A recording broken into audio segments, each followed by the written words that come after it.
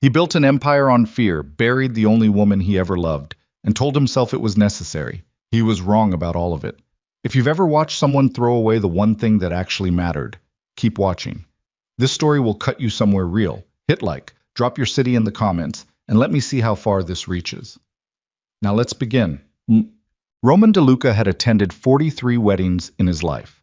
He had stood at the edges of dance floors in cities from Chicago to Naples, watching alliances form over champagne and handshakes, watching men smile at each other while calculating debts and leverage in the backs of their minds. He understood weddings the way he understood everything, as theater. Elaborate, expensive theater where the audience was also the cast, and the stakes beneath the silk and flowers were never romantic. He didn't expect tonight to be different. The Marchetti wedding was being held at the Drexel Grand, a building that had once been a train station and had since been gutted and gilded into something obscene. The ceilings were 40 feet high. The chandeliers alone cost more than most people earned in a decade. White roses lined every surface in arrangements so perfect they looked artificial, and maybe they were. Roman couldn't tell anymore in rooms like this what was real and what was constructed specifically to look that way. He arrived 11 minutes late, which was intentional. He moved through the crowd the way he always did, slow and deliberate, speaking when spoken to, never initiating.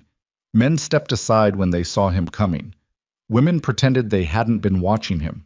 He accepted a glass of something he wouldn't drink and positioned himself near the east wall where he had a clear line of sight to 3 exits and the main entrance. His consigliere, Marco Vitelli, materialized at his left shoulder the way he always did, quiet and slightly behind. "Benedetto's people are here," Marco said. His voice was low and even. "Corner booth, 6 of them. I see them. They're watching you." "Everyone's watching me." Roman brought the glass up, didn't drink. "That's the point of coming." Marco said nothing else. That was one of the things Roman valued about the man. He understood when a statement was a full stop and not an invitation. The reception was at full noise now. The band played something orchestral and warm, the kind of music designed to make people feel like their lives were cinematic. Waitstaff threaded through the crowd with practiced efficiency. Roman tracked faces. He recognized roughly 2/3 of the room, old money, new money, dirty money, all dressed in the same shade of expensive. The Marchetti patriarch, 72 years old and sharp as a blade behind his soft handshakes, was working the east side of the room with his son-in-law. The Benedetto faction was holding their corner with the careful stillness of men who were pretending to be relaxed. Roman had come because not coming would have communicated something he didn't want communicated. His presence said, "I am not threatened. I am not concerned. Everything is exactly as it should be." It was theater. He was good at theater. He was halfway through his second circuit of the room when the hair on the back of his neck moved. It wasn't anything dramatic. It wasn't a sound or a word. It was simply a shift in his peripheral vision.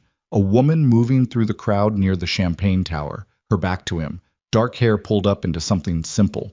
She was wearing a deep green dress that didn't try very hard, which meant it didn't need to. She was talking to someone he didn't recognize, laughing at something, and there was a quality to the laugh, the angle of her head, the particular way her shoulders moved, that hit him somewhere below the ribs before his brain had even finished processing what he was seeing. He stopped walking. Marco nearly walked into him from behind. "DeLuca!"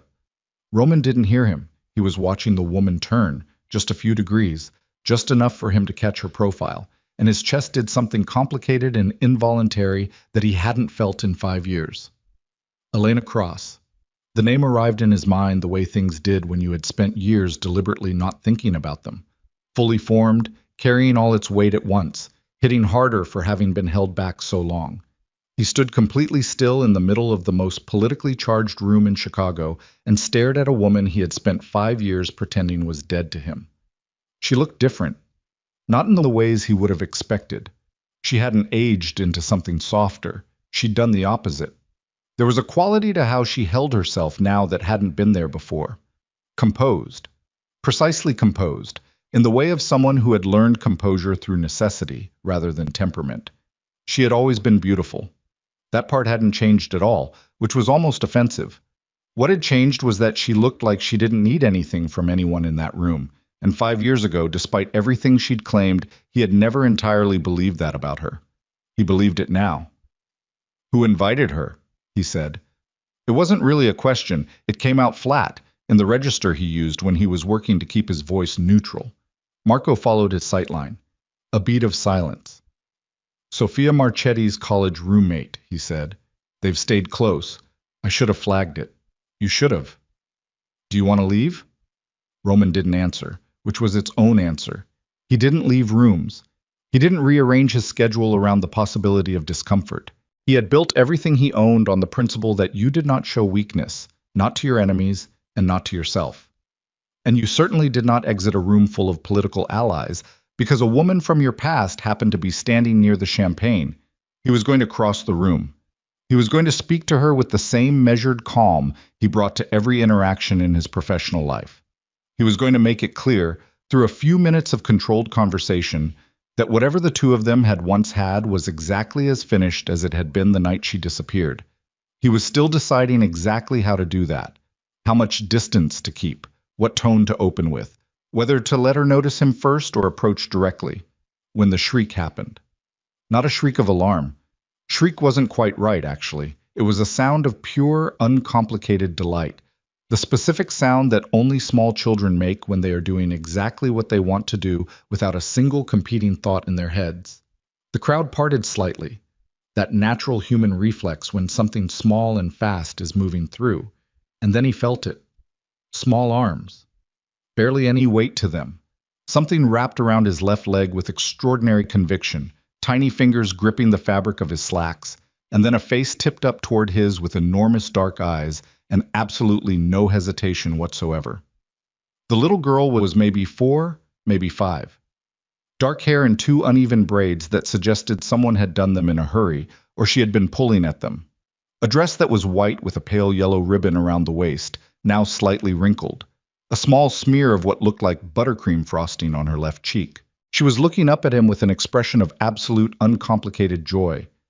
"Daddy!" she shouted. The word hit the room like a stone hitting still water. Roman felt it ripple out, the conversations nearest him dropping first, then the ones further, a cascading silence spreading outward from where he stood, until the band was the only sound left, and then even the band seemed to falter, and then there was nothing. Just 40 or 50 people in formal wear staring at the feared head of the DeLuca organization, while a small child clung to his leg and beamed up at him with his own eyes. He was certain of it the moment he saw them, his own eyes looking back at him, dark, slightly tilted at the corners, with the same quality of steadiness that people who didn't know him well often mistook for coldness. He had never been so still in his life. He was a man who prided himself on reading every room, anticipating every shift in dynamics, staying precisely 3 steps ahead of every situation. He had survived things that should have killed him. He had made decisions in seconds that other men agonized over for weeks. He had built an organization through force of will and absolute control, and an unflinching ability to see reality without flinching from it. He looked down at the little girl holding his leg and felt every circuit in his mind go completely silent. "Lily." A woman's voice from his right, low, tight with something that was trying very hard not to be panic.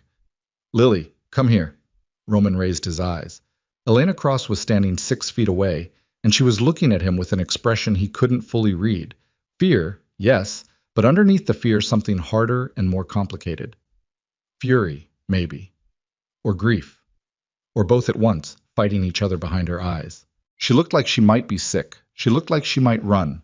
She looked like she was doing everything in her power not to do either. "Lily," she said again, softer this time. She crouched down slightly, extending her hand. "Come to Mama, sweetheart." The little girl, Lily, turned her head toward her mother with the unhurried confidence of a child who does not yet understand urgency. Then she turned back to Roman and tightened her grip on his leg. "I found Daddy," she announced, to no one in particular, to everyone in general. Her voice was clear and bright in the massive silence of the room. She said it the way children say things that seem to them self-evident and barely worth mentioning. Roman had exactly one coherent thought. He thought, "She has my eyes." Then the ballroom erupted. It wasn't chaos. Not the kind of chaos Roman was used to, which involved guns or the threat of them. This was social chaos. The particular maelstrom of 40 powerful people all recalibrating simultaneously, whispers, igniting whispers, hands finding the arms of whoever was standing nearby. He caught fragments. DeLuca. Child. Is she?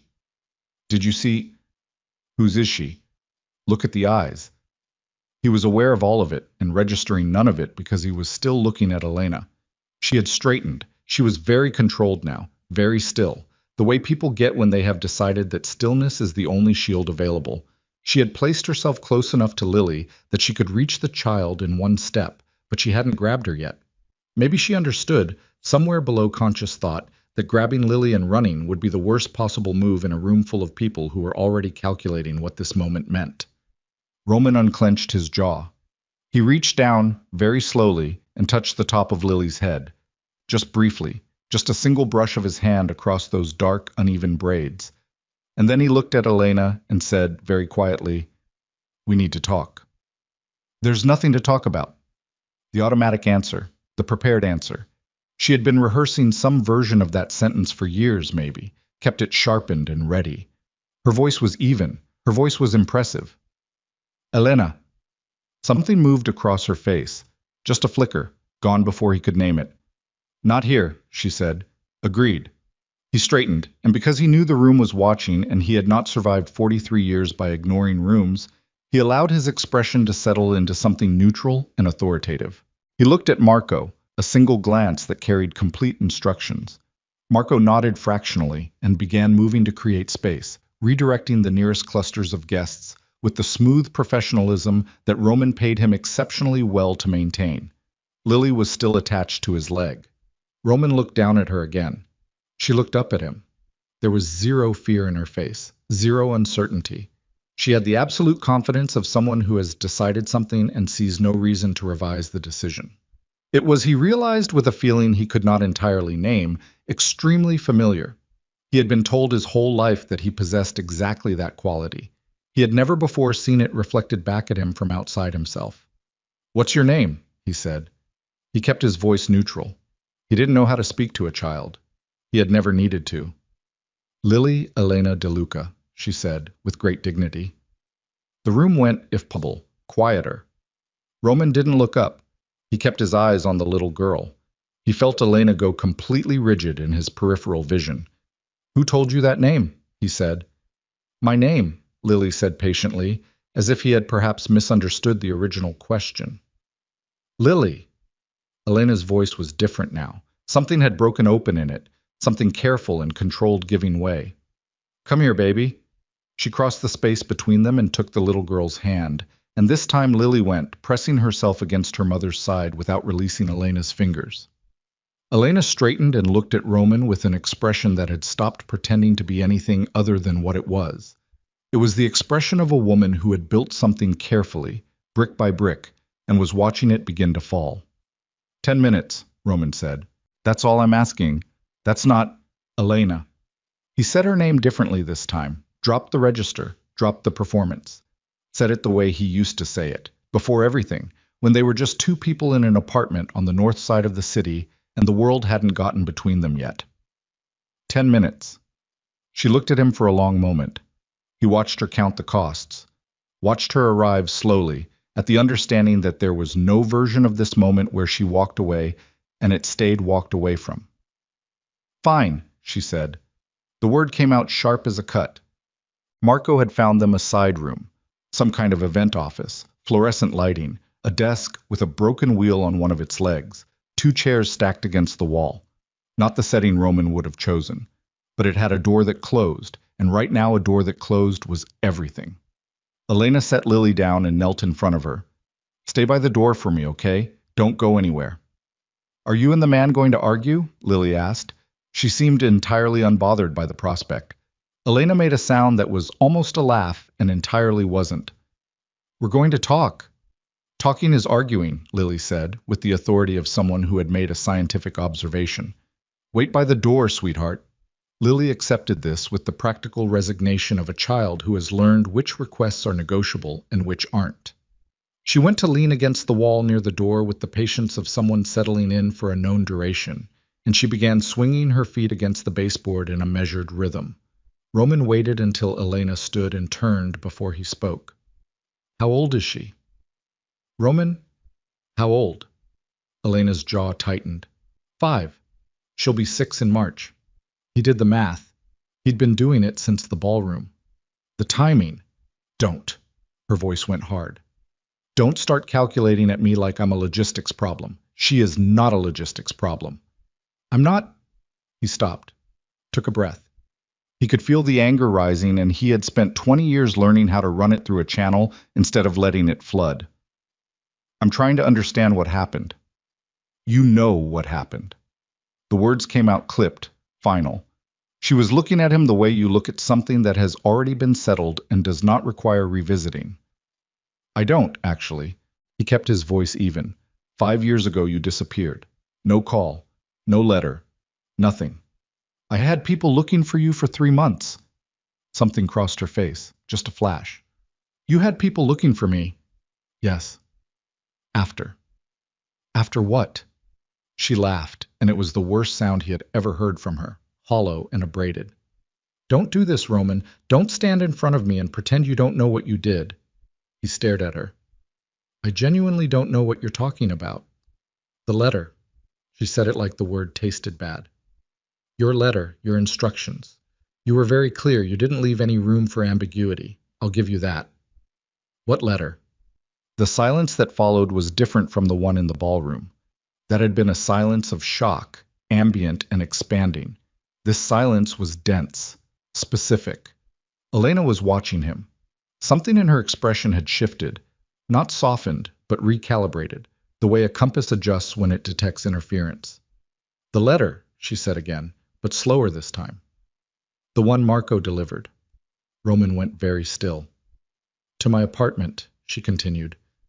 3 weeks after you found out I was pregnant. The letter that said you needed to make a choice between me and your position. The letter that said having a family was a liability you couldn't afford and that I should... She stopped. Her voice had developed an edge that wasn't anger. It was something more brittle. That I should handle things accordingly. Roman heard the words. He heard all of them. He was methodical about it. He let them land in sequence, processed the implication of each one, worked the logic forward from premise to conclusion. I never wrote a letter, he said. I saw your signature. Then someone forged it. She looked at him for a long moment. A very long moment. He could see the internal struggle, the part of her that wanted to believe him, and the part of her that had spent 5 years building walls against exactly this, against exactly the version of him that would stand in front of her and say something that would require her to dismantle everything she'd constructed. That's very convenient, she said quietly. Elena, it's convenient, she repeated, that the letter that destroyed everything just happens to be forged, now that you've seen her, now that the room saw you with her. She glanced toward Lily, who was still swinging her feet, apparently absorbed in a private internal calculation of some kind. Don't make her into leverage. Something moved through Roman's chest that was not a feeling he was accustomed to. It wasn't anger. It was closer to vertigo. The particular sensation of standing on ground you believed was solid, and discovering it had been hollow all along. I would never use her, he said. She's... He stopped. The word that arrived in his throat surprised him with its weight. She's mine. She's mine, Elena said, fast and certain. She has always been mine. You made your choice, Roman. 5 years ago, you made it very clear what... I didn't write a letter. He said it with the particular quiet that people who knew him well understood was not a lack of intensity but a concentration of it. I did not write to you. I did not send Marco to your apartment. I did not make a choice because no choice was presented to me. I woke up one morning and you were gone and your phone was disconnected and your landlord said you'd paid out your lease and left. And I spent 3 months having men turn over half of Chicago because I thought something had happened to you. He paused. The fluorescent light above them buzzed faintly. Something had happened to you. Elena had gone very still. I found out I was pregnant, she said. The words came out careful now, as if she was handling them differently than she had been a minute ago. I told you, that Sunday. You seemed shocked, but I thought... She exhaled. 3 weeks later, Marco knocked on my door with an envelope. Your handwriting on the outside, your signature inside. The letter said you'd consulted with your advisors and that having a child was, it said, operationally untenable. It said if I chose to continue the pregnancy, I would be doing so alone, and that I should not expect any contact from you again. She looked at him steadily. It said if I attempted to contact you, it could create difficulties for both of us. Roman listened to every word. He felt each one as a specific, separate impact. Marco. The name settled in the back of his mind with a weight he didn't fully examine yet. Did you keep it? He said. The letter? Yes. She held his gaze for a long moment. Then she looked away toward Lily, who had discovered a small piece of tape on the baseboard and was carefully peeling it back with enormous concentration. Yes, Elena said. I kept it. They stayed in the side room for 40 minutes, not the 10 either of them had agreed to. Lily fell asleep in the chair against the wall with the boneless ease of a child who has reached her limit and simply folded, Elena's jacket draped over her, her small face utterly unguarded in sleep. She breathed quietly.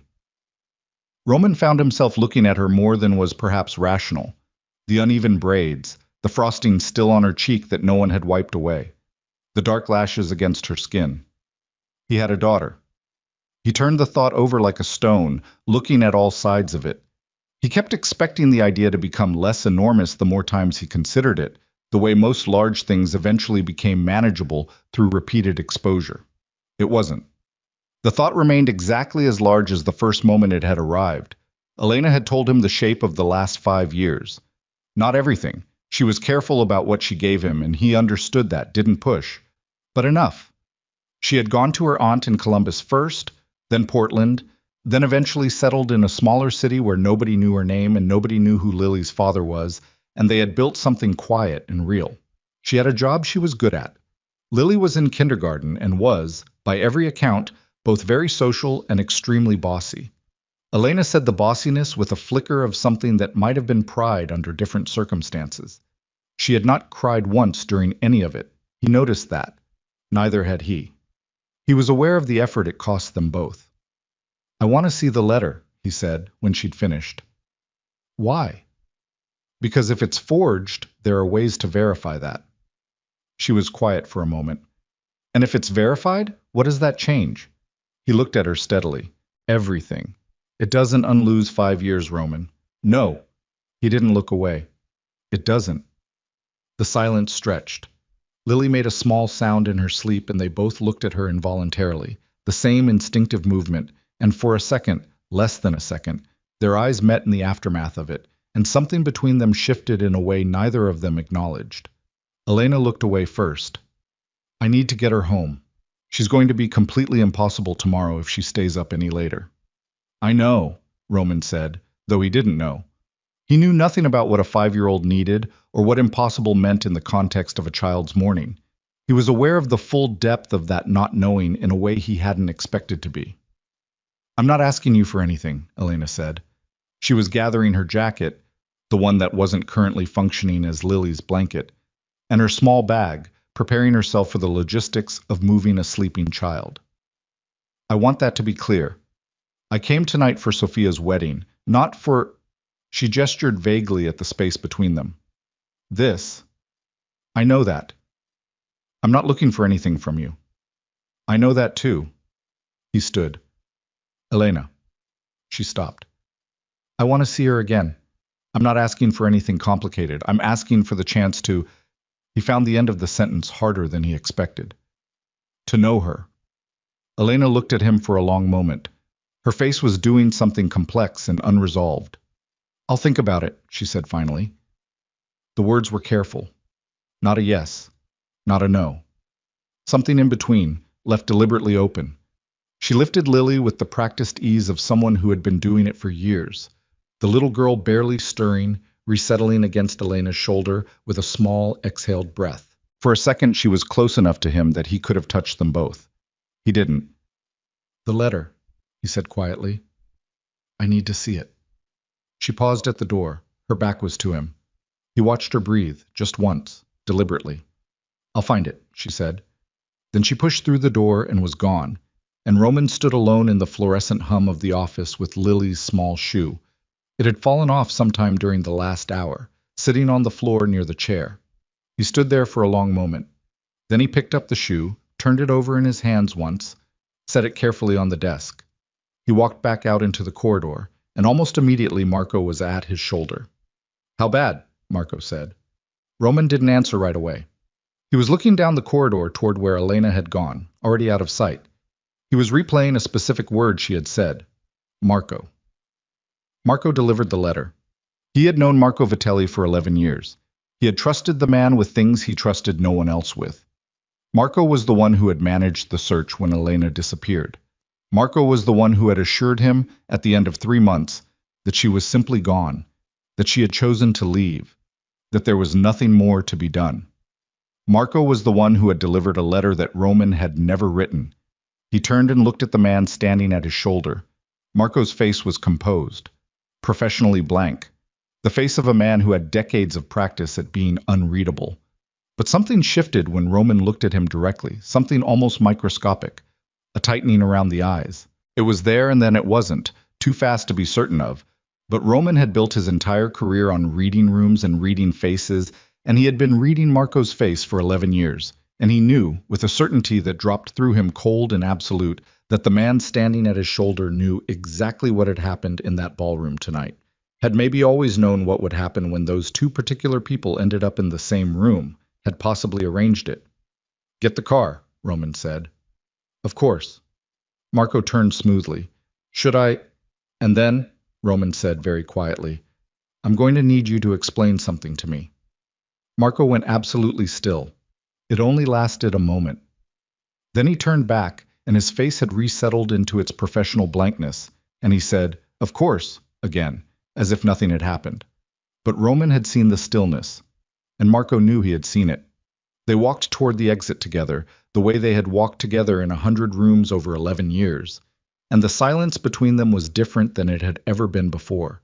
Heavy with something that had no name yet, but would have one soon, something that had been waiting, patient as stone, for exactly this moment to break open into the air between them. Outside, the Chicago night was cold and clear. Roman got into the car. He sat in the dark and felt the weight of what the evening had dropped on him. A daughter, a betrayal, 5 years, all of it arriving at once. And he sat with it without flinching because that was what he did. He looked at difficult things directly. He had always done that. It was possibly the only thing about himself he was entirely certain was a strength rather than a liability. He had a daughter with his eyes and her mother's stubbornness, and an old shoe left behind in a fluorescent-lit room. And somewhere in his own organization, there was a man who had decided, 11 years in, that Roman DeLuca could be managed, that the empire could be steered by controlling what its head was allowed to know, that you could forge a man's handwriting and break his life apart and bury the pieces, and as long as you were close enough to control the search, nothing would ever surface. The car moved through the Chicago streets. Roman looked out the window and said nothing. He was going to find the letter. He was going to find every piece of it, every forged signature, every intercepted message, every staged disappearance. And when he had found all of it, when he had the whole shape of the thing laid out in front of him, he was going to make a decision about Marco Vitelli that Marco was not going to walk away from. But first he needed to find out whether Elena still had that envelope, the one with his handwriting on the outside. Because Marco was careful. Marco had always been careful. But careful men still made mistakes, and the mistake Marcus had made was that he'd put Roman's name on the outside of the envelope in order to make it convincing. And Roman had a very specific way of writing the letter L in his surname. He had never taught that habit to anyone. His phone buzzed. He looked at the screen. An unknown number, Chicago area code. He answered. Nothing, just breathing, and then, very soft, so soft he almost missed it under the noise of the city. A child's voice. Half asleep, still not fully sure of where she was. "Daddy?" The call ended. Roman sat in the dark with his phone in his hand. It took him 11 seconds to understand what it meant.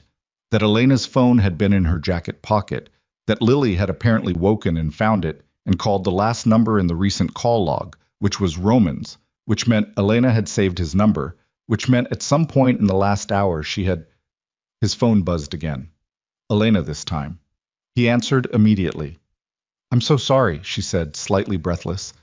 "She got into my phone. It's fine." His voice came out different than he expected. Lower. Something in it he hadn't planned. A silence. She wants to know, Elena said, very carefully, if she can see you again. Roman looked out at the Chicago skyline. The lights of the city blurred slightly through the car window. I'll be wherever she wants, he said. Another silence. Longer. Roman. Elena's voice had changed. Something underneath the composure, something cracking slightly at the edge. There are people who know what happened tonight, people who were in that room. He understood what she was saying. He understood it exactly. I know, he said. That means, I know what it means. He kept his voice steady. Elena, listen to me very carefully. I need you to go somewhere tonight that isn't your hotel. Silence. How bad is it going to get? She said quietly. He thought about Marco's face in the corridor, the stillness, the one fractional moment of something that was almost, but not quite, fear. I thought about the fact that by now, the news of what had happened in the Marchetti ballroom would have reached every family that had a representative in that room, which was most of them, and that by morning the entire landscape of what people believed about the DeLuca Empire would have shifted, because the DeLuca Empire had just revealed that it had an heir that it hadn't known about, which meant a vulnerability, which meant opportunity, which meant, go somewhere safe, he said. I'll be there in 40 minutes. He heard her exhale. Okay, she said. The line stayed open. Neither of them ended the call. Through the static, he could hear, distantly, the sound of Lily asking her mother something in a sleepy voice. He couldn't make out the words. It didn't matter, just the sound of it, small, ordinary, entirely unconscious of the storm that had broken loose around it, hit him somewhere he hadn't planned on.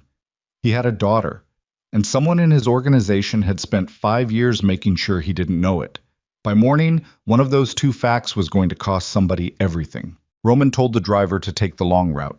Not because he needed the time, he knew exactly where he was going and what he was going to do when he got there. But because the car was the only place in the world right now where no one could see his face, and he needed 60 seconds where no one was watching him process anything. He got 40 before his phone went off again. Not Elena, not Marco. One of his lieutenants, a man named Caruso who ran the South Side operation and who only called at this hour when something had already gone wrong, rather than when something was about to. Roman answered. Talk. Words out. Caruso's voice had the specific texture of someone who had been awake too long and was trying to sound like he hadn't been. 3 families that had people at the Marchetti event. Benedetto called his underboss 20 minutes ago. We picked it up on the monitor. What did he say? A pause. He said DeLuca has a kid he didn't know about. And then he said, and I'm quoting exactly here, find out everything about the mother. Roman's jaw tightened. He looked out the window. The city moved past him, indifferent and illuminated. Pull our people off the Benedetto debt collection, he said. I want them on Elena Cross instead. Every entrance to wherever she's staying. I'll text you the address in 10 minutes. How many? Enough that nobody breathes near her without us knowing about it. He paused. And Caruso. Nobody touches Marco Vitelli tonight. Silence on the line. Boss? Nobody touches him. He goes home, he stays there, and I want 2 men watching the building. But nobody touches him until I say so. Understood. Roman ended the call. He texted Elena a question. Where are you staying? The reply came back in under a minute, which meant she'd been holding her phone. He texted the address to Caruso, and then sat with the phone in his hand and thought about Marco for exactly 30 seconds before he put the thought away. There was an order to things. There had to be. You couldn't let the anger drive the sequence. The hotel was a mid-range place in River North, the kind with a lobby that tried a little too hard, and hallways that smelled like industrial cleaning product. Roman took the elevator to the 4th floor with one of his security men, Nico, and knocked twice on the door of room 412. Elena opened it with the chain still on, just the one vertical slice of her face visible, the eye, the set of her mouth. You brought someone, she said. He's staying in the hall. She looked at Nico. Nico looked at the wall in the practiced way of men who understand that their job is sometimes to be architectural. The chain came off. Elena stepped back to let Roman in. The room was what it was. 2 beds, a narrow window, a desk with a luggage rack and her suitcase half open on it. Lily was in the far bed, fully asleep this time, no coat needed, her dark hair spread sideways across the pillow. Someone had wiped the frosting off her cheek. Small mercies. Roman stood inside the door and let his eyes adjust. Elena had changed out of the green dress. She was in dark jeans and a plain shirt now, her hair down, and somehow this made her look both more like herself and harder to look at directly. "How bad is it?" she said. Same question she'd asked on the phone. "Benedetto already knows," he said. "He's looking into you." She absorbed this without visible reaction. "Benedetto? He's one of 3 families I know about. There are probably more. Because of tonight. Because Lily called me daddy in front of 50 people, half of whom have been waiting for a crack in my wall for a decade." He kept his voice flat. Not accusatory, just accurate. "I'm not blaming her. I'm not blaming you. I'm telling you what the landscape looks like." Elena sat on the edge of the closer bed. She didn't look afraid, which was either impressive or concerning. He couldn't tell which yet. She looked tired in a very specific way, the way people look when they've been braced for something for a long time, and the something has finally arrived and the tension of waiting is gone, but the cost of it isn't. "What do you need from me?" she said. "The letter." "Now?" "Yes." She was quiet for a moment.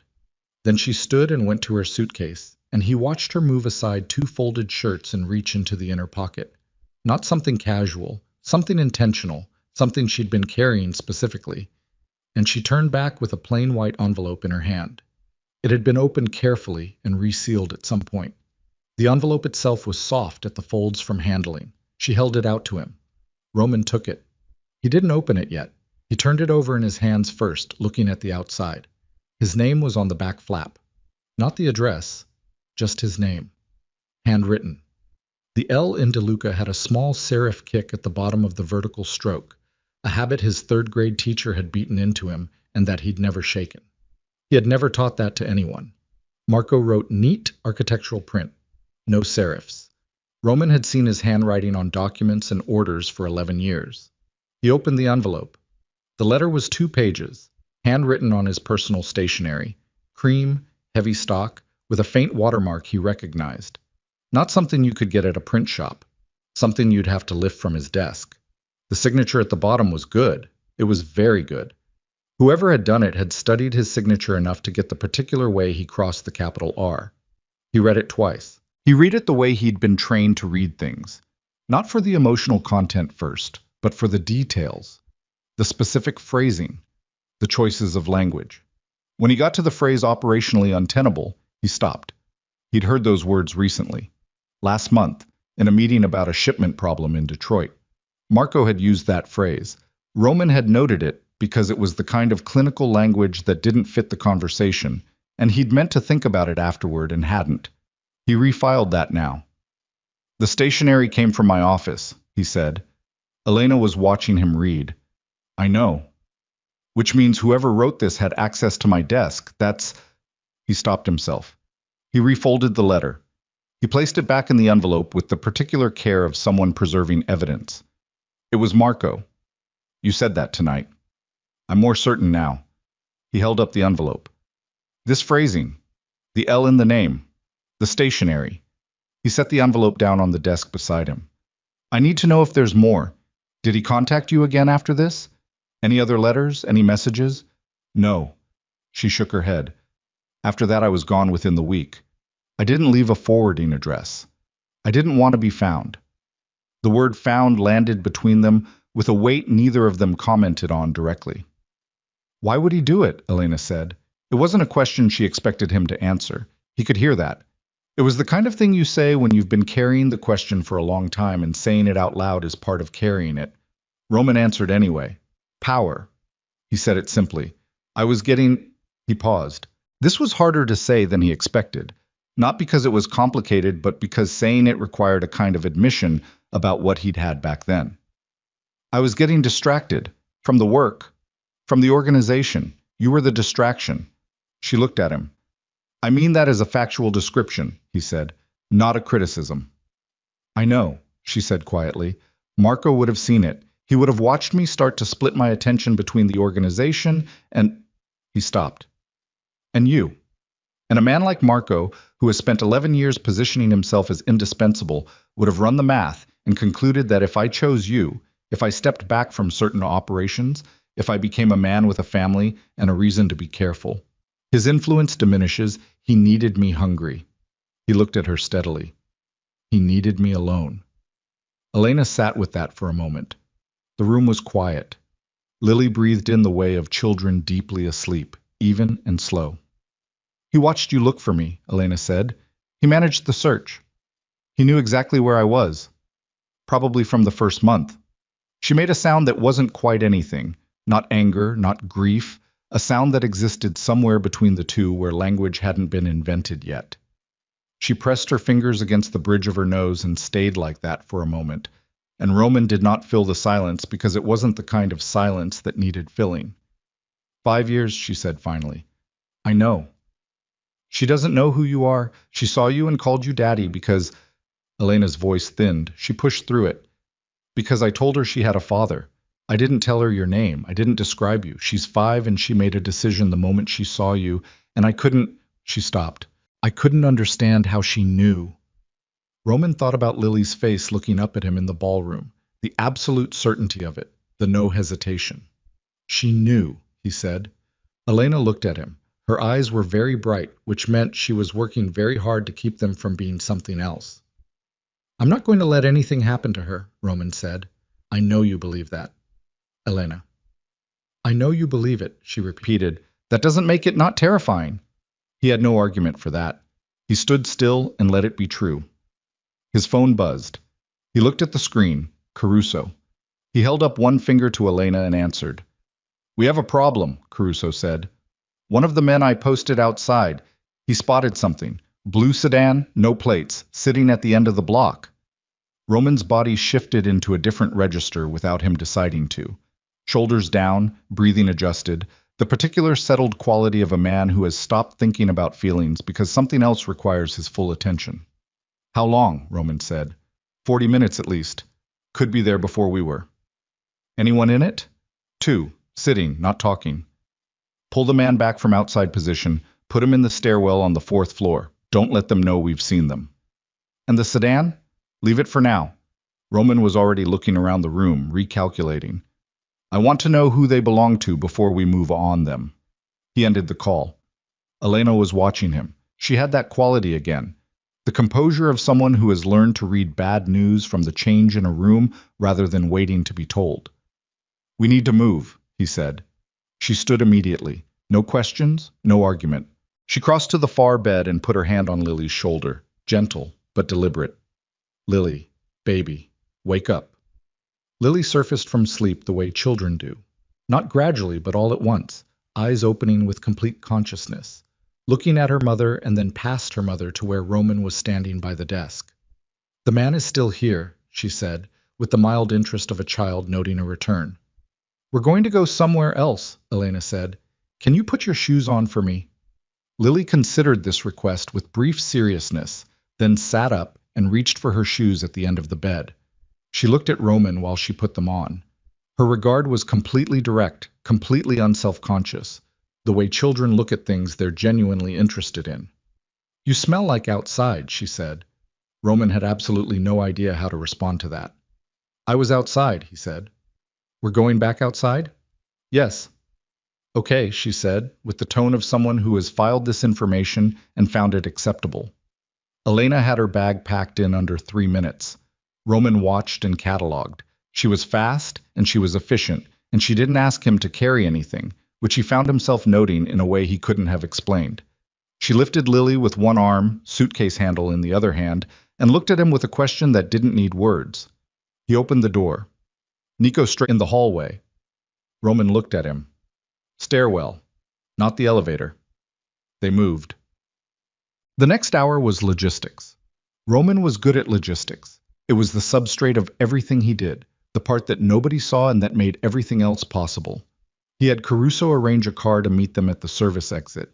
He had 2 additional men position themselves between the hotel and the street. He had the sedan documented, color, make, a partial description of the occupants from Caruso's man. and sent it to someone who could cross-reference it against known vehicles associated with the Benedetto organization. Lily fell back asleep in the car with the absolute trust of a small person who has decided the situation is being handled. She was curled against Elena's side, one hand fisted in Elena's sleeve. Elena sat very straight with her eyes forward and her jaw set, and Roman sat in the front and did not look at either of them too often, because something about the sight of them together in his peripheral vision was doing something to his chest that he didn't have the architecture to process right now. He took them to one of his properties, a residential building on the near north side that no one connected to him directly, held through a third-party LLC that Marco didn't know about. One of the few organizational details Roman had deliberately kept to himself over the years for exactly this category of situation. The apartment on the 6th floor was clean, stocked, and unremarkable. It had a second bedroom. It had 3 exits from the building. Elena stood in the kitchen and looked around at the clean surfaces and the ordinary furniture with an expression he couldn't read. "Whose place is this?" she said. "Mine. Technically. Technically." "Nobody knows about it." He paused. "Nobody who matters." She looked at him. There was something working behind her eyes that she wasn't going to say yet. He could wait. "Lily can take the bedroom," he said. "There's a couch in—" "I'm not taking your bedroom." "I'm not staying." Silence. "I have things to deal with tonight," he said. "I'll be back in the morning." Elena set her bag down on the kitchen counter slowly. She looked at it instead of at him. "What are you going to do?" "I'm going to talk to Marco." She was quiet for a moment.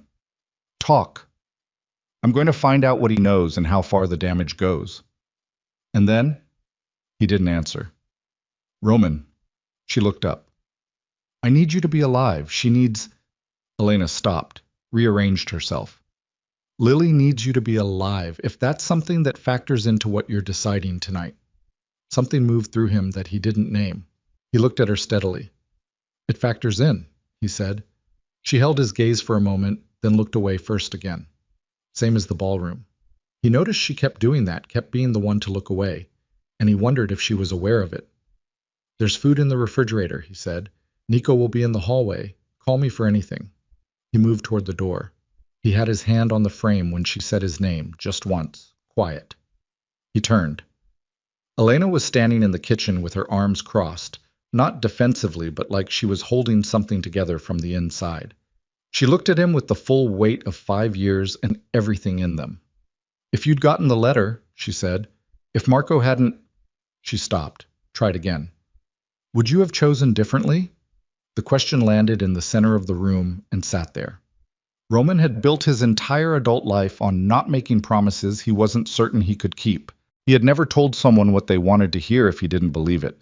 It was possibly the only form of honesty he'd been consistent about. He looked at Elena Cross standing in a borrowed kitchen with his daughter asleep in the next room. "Yes," he said. He said it without hesitation. He said it the way he said things he knew to be true. Her face did something complicated and private that she didn't let him see the end of. He didn't push. He turned and went out the door and pulled it closed behind him with a quiet click that felt, in the silence of the corridor, like the end of something and the beginning of something else at exactly the same time. Marco lived in Lincoln Park, in a townhouse that cost more than a man of his official salary could afford, which was a detail Roman had always noticed and chosen not to examine. He was examining it now. He told Caruso to wait in the car. He went to the door alone. He rang the bell. He could hear Marco inside before the door opened. The particular sound of a man who had been awake, who had been waiting, who had heard the car pull up. Roman registered all of it, the delay that was 2 seconds too long, the quality of the silence before the handle turned. Marco opened the door in a robe, which was the choice of a man trying to perform normalcy. His face was composed. His eyes clocked Roman and then moved past him to the empty front step, and something in his expression made a micro-adjustment that Roman filed without comment. "Roman," his voice was steady. "It's past midnight." "I know what time it is." Roman looked at him. He didn't move toward the door, didn't ask to be let in. He stood on the front step and looked at Marco with the particular quality of attention that Marco had watched him direct at other people for 11 years and had never had directed at himself. "Tell me about the letter." A pause. Very small. Very controlled. What letter? The one you delivered to Elena Cross 5 years ago. Roman's voice was even. The one written on my stationery with my signature. Marco's face did not move. His breathing stayed measured. He was good. He had always been good. That was why Roman had trusted him. I don't know what you're talking about, Marco said. You're lying, Roman said with no particular heat. I think the events of tonight have been. You went to her apartment, Roman said. You told her I'd chosen the organization over her and the child. You forged a letter on my stationery, and you signed my name to it, and you delivered it personally so she would believe it. And then you managed the search for 3 months, so I'd believe she was just gone. He paused. I want to know why. Marco was looking at him with an expression Roman had never seen on him before. Not fear exactly. Not yet. Something more calculated than fear. A man doing real-time math on outcomes. You were losing focus, Marco said finally. And there it was. Not a denial anymore. Something else. Something that had decided that the denial was finished and moved past it with the adaptability of a man who had been in difficult rooms before. You know what you were like that year. She had gotten into you. You were making decisions based on, she was mine. Roman said it quietly, the way he'd said it in the hotel room. It carried the same weight. She was a vulnerability. Marco's voice developed an edge now, the edge of a man who has decided that if he's past denying, he might as well mean it. I did what I did to protect what we built, what you built. You would have thrown all of it away for a woman who, I had a daughter. The words came out with a force that surprised even Roman. He heard it in his own voice, something that had no professional name, something raw and territorial and more primitive than anything he kept polished. I had a daughter, and you made sure I didn't know. Marco's face changed, just slightly. The calculation shifted. That was unfortunate, Marco said. Roman looked at him for a long moment. Unfortunate, he said. I didn't know she was pregnant when, but you found out. Roman watched his face, watched Marco understand that Roman had already mapped the full sequence. You managed the search. You knew where she was within weeks. You knew about Lily. Marco said nothing. You let me spend 5 years, Roman said, not knowing. The silence stretched between them, taut as wire. You want to know what I'm going to do, Roman said. You've been calculating it since you heard the car outside. Roman, I'm going to let you sleep tonight. He stepped back from the door, one step, controlled. I'm going to let you think you have until morning to figure out your options. And then I'm going to pull every document, every communication, every piece of evidence that connects you to what you did, and I'm going to bring it out in the open in front of every family that had a representative in the Marchetti ballroom tonight. Not because I want you destroyed, he paused, because I want them to see what you are. Marco was very still. And the girl? Marco said quietly. Once they know she exists, there are people in those families who will see her the same way I did, as a liability. They'll see her, Roman said, as an heir. That's the difference between how you think and how I think. He held Marco's gaze. Lock your door tonight, Marco. Don't go anywhere, and understand that the only reason you're sleeping in your own bed and not in the ground is that I need what you know before I'm done with you. He turned and walked back toward the car. Behind him, he heard Marco's door close. He heard the lock turn. Roman got into the car and sat for a moment and said nothing. Boss, Caruso said from the front, drive. Where? Roman thought about Elena in the borrowed kitchen, Lily asleep with her dark hair across the pillow, the letter with its forged L sitting in an envelope on the desk. He thought about Marco's face when he said the word unfortunate. Benedetto sent people to the hotel tonight, Roman said. That means he moved within an hour of hearing what happened in the ballroom. He looked out the window at the dark Lincoln Park street. Someone told him where she was staying before I did. Caruso went very still in the driver's seat. Which means, Roman said, that Marco made a phone call between the time I told him to get the car and the time we arrived at the Drexel Grand's exit. He turned to look at Caruso directly. Which means Benedetto and Marco have been in contact, which means Marco built against me. He didn't build it alone. The car was silent. There's a meeting tomorrow, Roman said. 10 in the morning at the warehouse on Fulton. Every lieutenant I have. I want all of them there. He paused. Including the ones who've been at that table long enough that they think their seat is guaranteed. That's going to... Caruso stopped himself. I know what it's going to do, Roman said. Do it. The car pulled away from the curb. Roman looked at his phone. No messages from Elena. He took that as good news and told himself to keep taking it that way until he had reason not to. Somewhere across the city, Marco Vitelli was standing in his own kitchen at midnight making calculations. Somewhere slightly further, in a blue sedan with no plates, two men who'd been watching a hotel were now reporting back to whoever had sent them. And somewhere in a residential building on the near north side, a little girl was asleep with complete confidence in the safety of the world around her. And Roman DeLuca had become, without planning it, the man responsible for making sure that confidence was not misplaced. He had been many things in his life. He had been feared and useful and ruthless and occasionally merciful and always, always careful. He had never been a father. He was going to have to learn fast because by the time the sun came up, the fact of his daughter's existence would be in the ears of every significant player in the Chicago underworld. And there were men in those circles who would look at a 5-year-old girl and see nothing but an opportunity to bring Roman DeLuca to his knees. His phone lit up. Caruso's contact, the one running plates. The blue sedan was registered to a shell company. The shell company traced back through 2 layers of incorporation to a name Roman recognized. Not Benedetto, someone else entirely, someone who had been at the Marchetti wedding, someone who had smiled at Roman across the room and raised a glass, and who Roman had filed under neutral and moved on. He stared at the name on the screen. The chessboard had just gotten significantly larger. The name on the screen was Vincent Carrera. Roman sat with his phone and looked at it and did not move for a full 10 seconds, which was 9 seconds longer than he typically needed to process information. Vincent Carrera was 61 years old. He ran import logistics out of the port of Milwaukee and had been doing so for 23 years without significant incident. He was not a boss. He was not an underboss. I was the kind of man who sat at the edge of the table at events like the Marchetti wedding and who people greeted warmly because he was useful and dismissed quickly because he wasn't dangerous. Roman had known him for a decade. He had never once put Carrera in a column marked threat. That was the point, he realized. That had always been the point. He told Caruso to find out everything about Carrera's movements in the last 72 hours and sent a second message to a contact who tracked financial flows in the port system.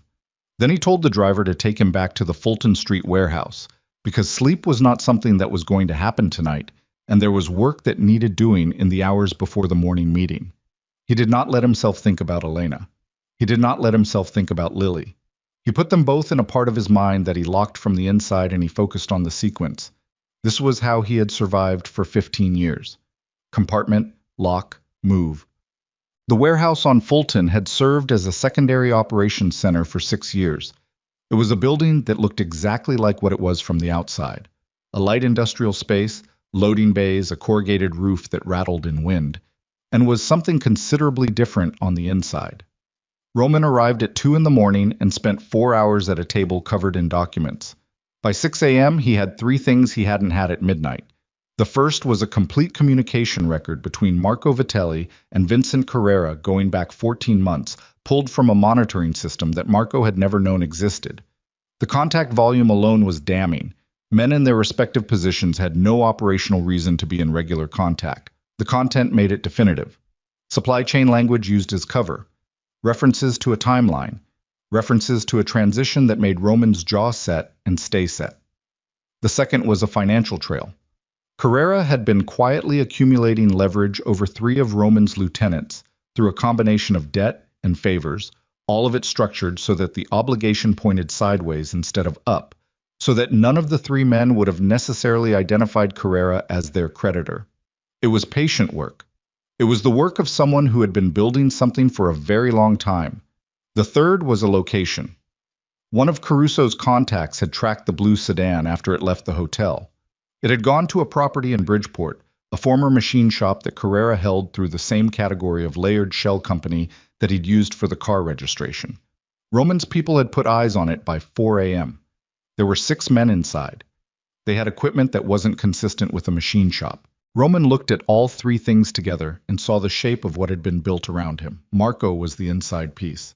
Carrera was the outside piece. The debt leverage on the lieutenants was insurance against the possibility that Roman would survive long enough to call a meeting. The location in Bridgeport was the operational center, which meant it was where the documentation lived.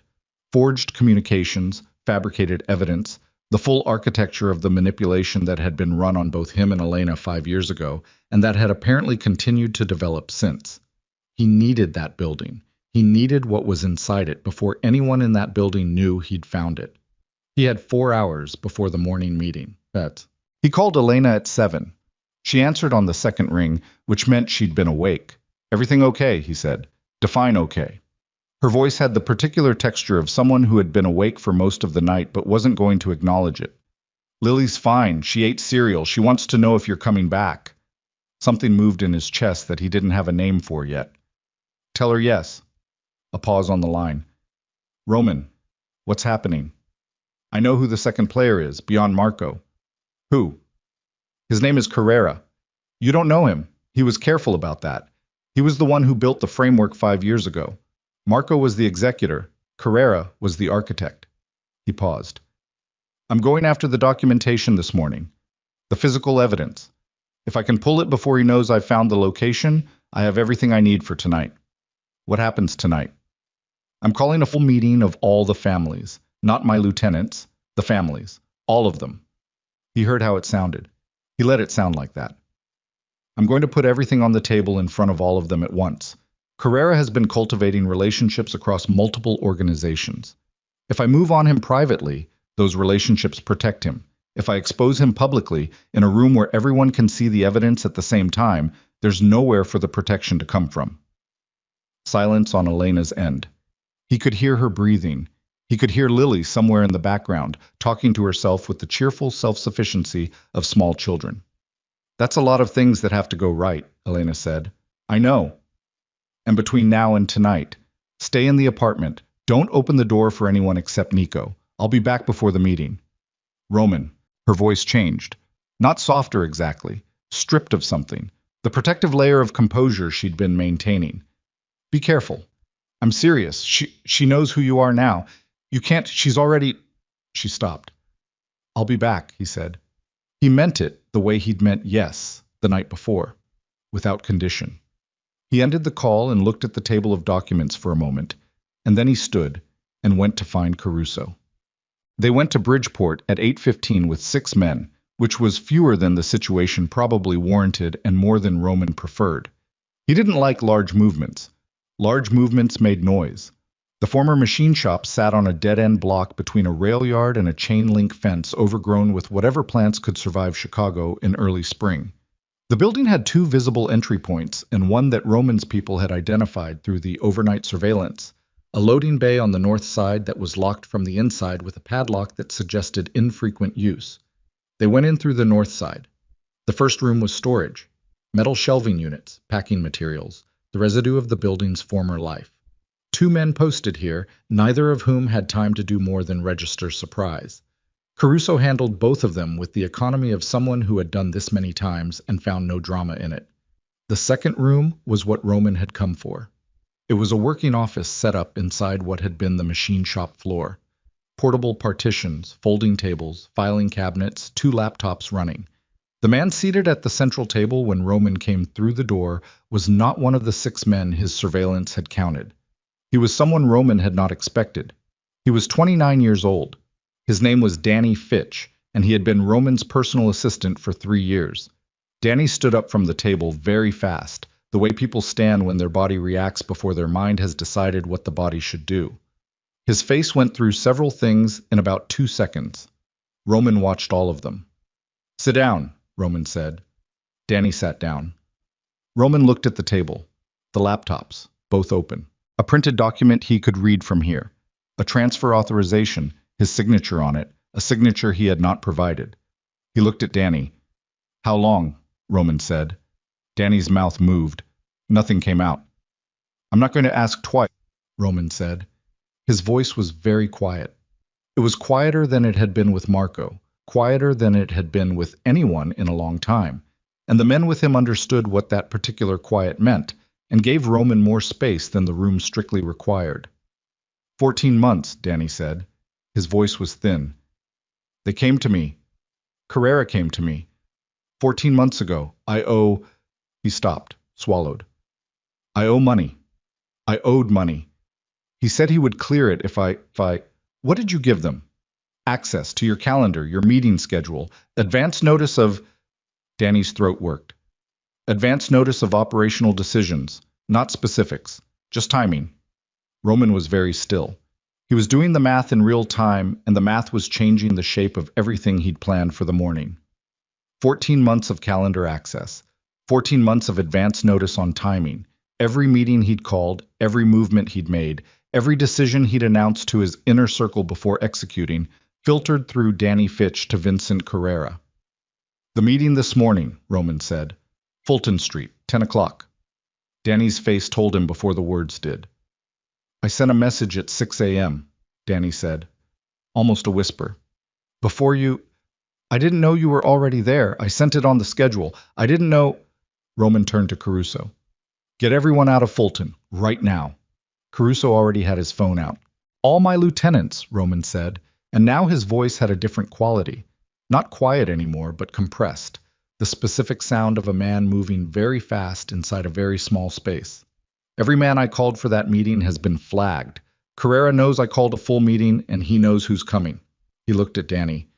Does he know about the Bridgeport location, that I'm here? Danny shook his head. No.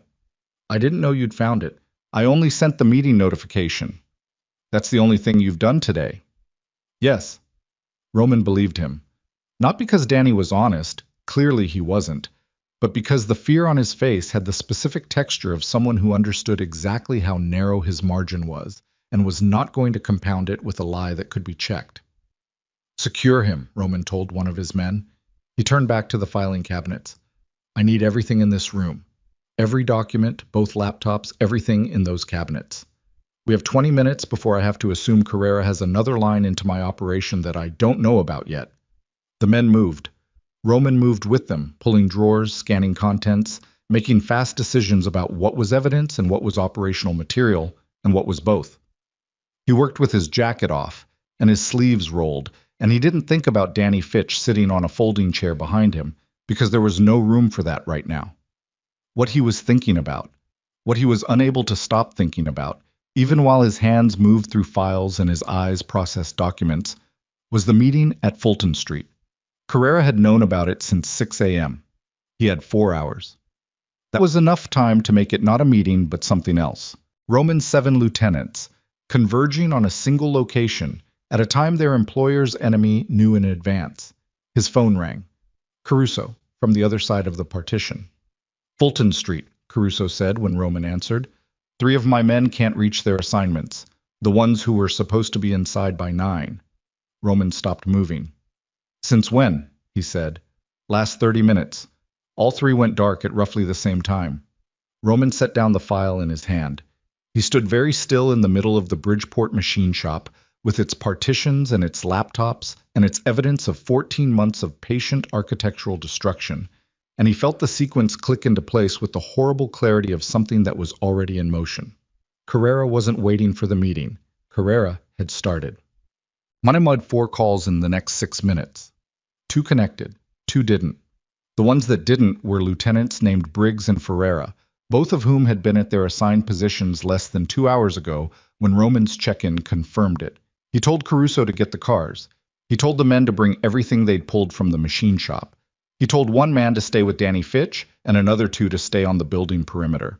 Then he went outside into the thin March light and stood on the dead-end Bridgeport block with the rail yard behind him and tried to think past the noise in his head. Carrera had moved first. That was the read. The meeting notification had been the trigger, the signal that Roman was pulling the organization together, which meant Roman was close to having enough to act, which meant Carrera's window was closing, so Carrera had closed it from his end instead. How many men did he have? Roman ran the numbers against what he knew about Carrera's legitimate operation, against what the financial records from inside had suggested, against the 6 men who'd been in this building overnight. Enough, was the answer. Enough that a direct confrontation at Fulton Street, on a timeline Carrera had controlled, with 3 of Roman's men already dark, would not have gone well. His phone rang again. Number he didn't recognize. He almost let it go to voicemail. Something made him answer. You found this building. The voice was mild, unhurried, the voice of a man in a warm room. You're faster than Marco said you'd be.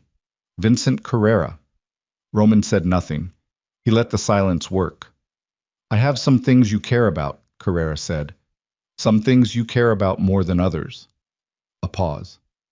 One of them just started crying when we picked up the car. I thought you should know she's not hurt. I want you to know that before you make any decisions about how this goes. The dead-end street, the rail yard, the thin March light. He said it again. He said it the way men say things in the moment before the world reshapes itself. If you touch her... I've touched nothing, Carrera said. I've explained to her that everything is fine. She is 5, Mr. DeLuca. I have no interest in frightening a child. A pause. Her mother is also unharmed. I'd like to keep it that way. I think you'd like to keep it that way. Roman's right hand had closed into a fist at some point. He was not aware of having done it. What do you want? He said. Flat. Every syllable controlled. I want to finish the conversation that Marco's incompetence interrupted 5 years ago, Carrera said. The one where you and I negotiate the terms of a transition that should have happened by now. His voice didn't change. It maintained its mildness with the ease of a man who had been patient for a very long time and could afford to remain patient a little longer. There's a building I'd like you to come to, an old cathedral on the southwest side. I'll text you the address. Come with 2 men and no more. Come in the next hour. And if I come with more than 2 men, then the conversation gets significantly shorter and significantly less productive. A pause. For everyone. The call ended.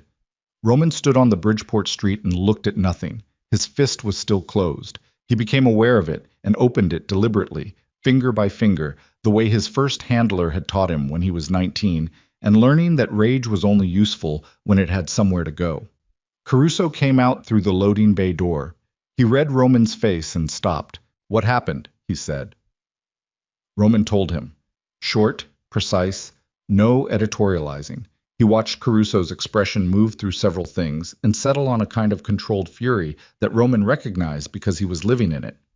How do you want to play it? Caruso said. Roman looked down at his phone. Carrera's text had already arrived.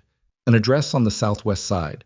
A cathedral that had been deconsecrated and sold and sat vacant because the neighborhood around it had emptied out and no developer had found a reason to want the property yet. Stone walls. One main entrance and a handful of secondary ones. Acoustics that would make it easy to hear movement from inside. High windows that let in light but not visibility from street level. Carrera had picked it carefully. Of course he had. Carrera picked everything carefully. I'm going in with 2 men, Roman said. Roman, he has Elena and Lily. He said it once, the way you say facts, not asking for a response to them, just establishing them. I'm going in with 2 men. You're going to take the rest and position them outside every exit of that building before I arrive. Not visible, not anywhere he can see them from inside. He paused. And I need you to pull every piece of documentation from the machine shop into a secure location and make sure it can be sent to every significant family in this city simultaneously if I give the word. Caruso was quiet for a moment. And if you can't give the word? Roman met his eyes. Then you send it anyway. Everything, to all of them, with a message that explains what it is. Caruso nodded, slow, once. How long do I wait before I consider that scenario? Roman checked his watch. It was 8:47 in the morning. 2 hours, he said. If you haven't heard from me by 11, send everything and then make your own decisions. He turned toward the car. His mind was already in the cathedral, already moving through the space, already running the possibilities of what Carrera had arranged inside those stone walls. He thought about Lily crying when they picked up the car. He thought about Elena in whatever room Carrera had put her in, not showing fear because she didn't show fear, keeping herself steady because Lily needed her to be steady. He got in the car. He had roughly 50 minutes before he would be standing inside an abandoned cathedral across from a man who had spent 14 months engineering his destruction, with the 2 people he would die for sitting somewhere nearby as insurance against his better judgment. He had the documentation. He had Caruso outside. He had the specific knowledge, confirmed now in every detail, of exactly what Marco and Carrera had built and how they'd built it. What he did not have was a version of this that ended cleanly. Every scenario he ran in the next 45 minutes as the car moved southwest through the city had a cost. The question was which cost he could live with and which cost he couldn't. By the time the car turned onto the block with the cathedral at the end of it, gray stone, boarded lower windows, a front door that had been recently unboarded and stood slightly open, Roman DeLuca had answered that question. He was not going to negotiate. He was not going to trade anything. I was going to walk through that door and end this one way or another, and the version where Elena and Lily walked out of that building unhurt was the only version he was playing for, and he was going to do whatever the situation required of him to make it the version that happened. He had been many things in 15 years. Some of them he was not proud of. Some of them he had told himself were necessary and had believed it more or less completely. He had never fought for something that mattered the way this mattered. He had never had something to lose that felt like this felt. The car stopped at the curb. Roman checked his weapon, opened the door, and walked toward the cathedral with the steady, unhurried stride of a man who had decided the outcome before he'd arrived and intended to make the world agree with him. The cathedral door was heavier than it looked. Roman pushed it with one hand and felt the resistance of old iron hinges that hadn't been used in years, and then it gave and the smell hit him first. Stone and damp, and something underneath that was older than either. The accumulated cold of a building that had been sealed against weather and humanity for a long time. He went in. Nico and a man named Reyes went in behind him. The door swung shut. The interior was enormous in the specific way of abandoned places, where the absence of furniture and people makes the architecture feel more extreme than it was designed to feel. The nave stretched out ahead of them. Stone floor, high vaulted ceiling, the boarded lower windows creating a half-light that fell from the upper glass in long, pale columns. Pews had been removed at some point, leaving the floor entirely open. Their footsteps echoed. Roman counted exits without appearing to. Main door behind him. 2 side doors, one on each wall, both closed. A door near what had been the altar end, probably to a sacristy or back corridor. 4 points. Carrera had texted the address and told him 2 men and no more, and Carrera was careful, which meant there were men on each of those exits from the inside. He had walked in anyway. He needed to see the room. Carrera was standing at the far end of the nave, near the altar platform. He was a compact man, silver-haired, dressed like he was attending a business lunch.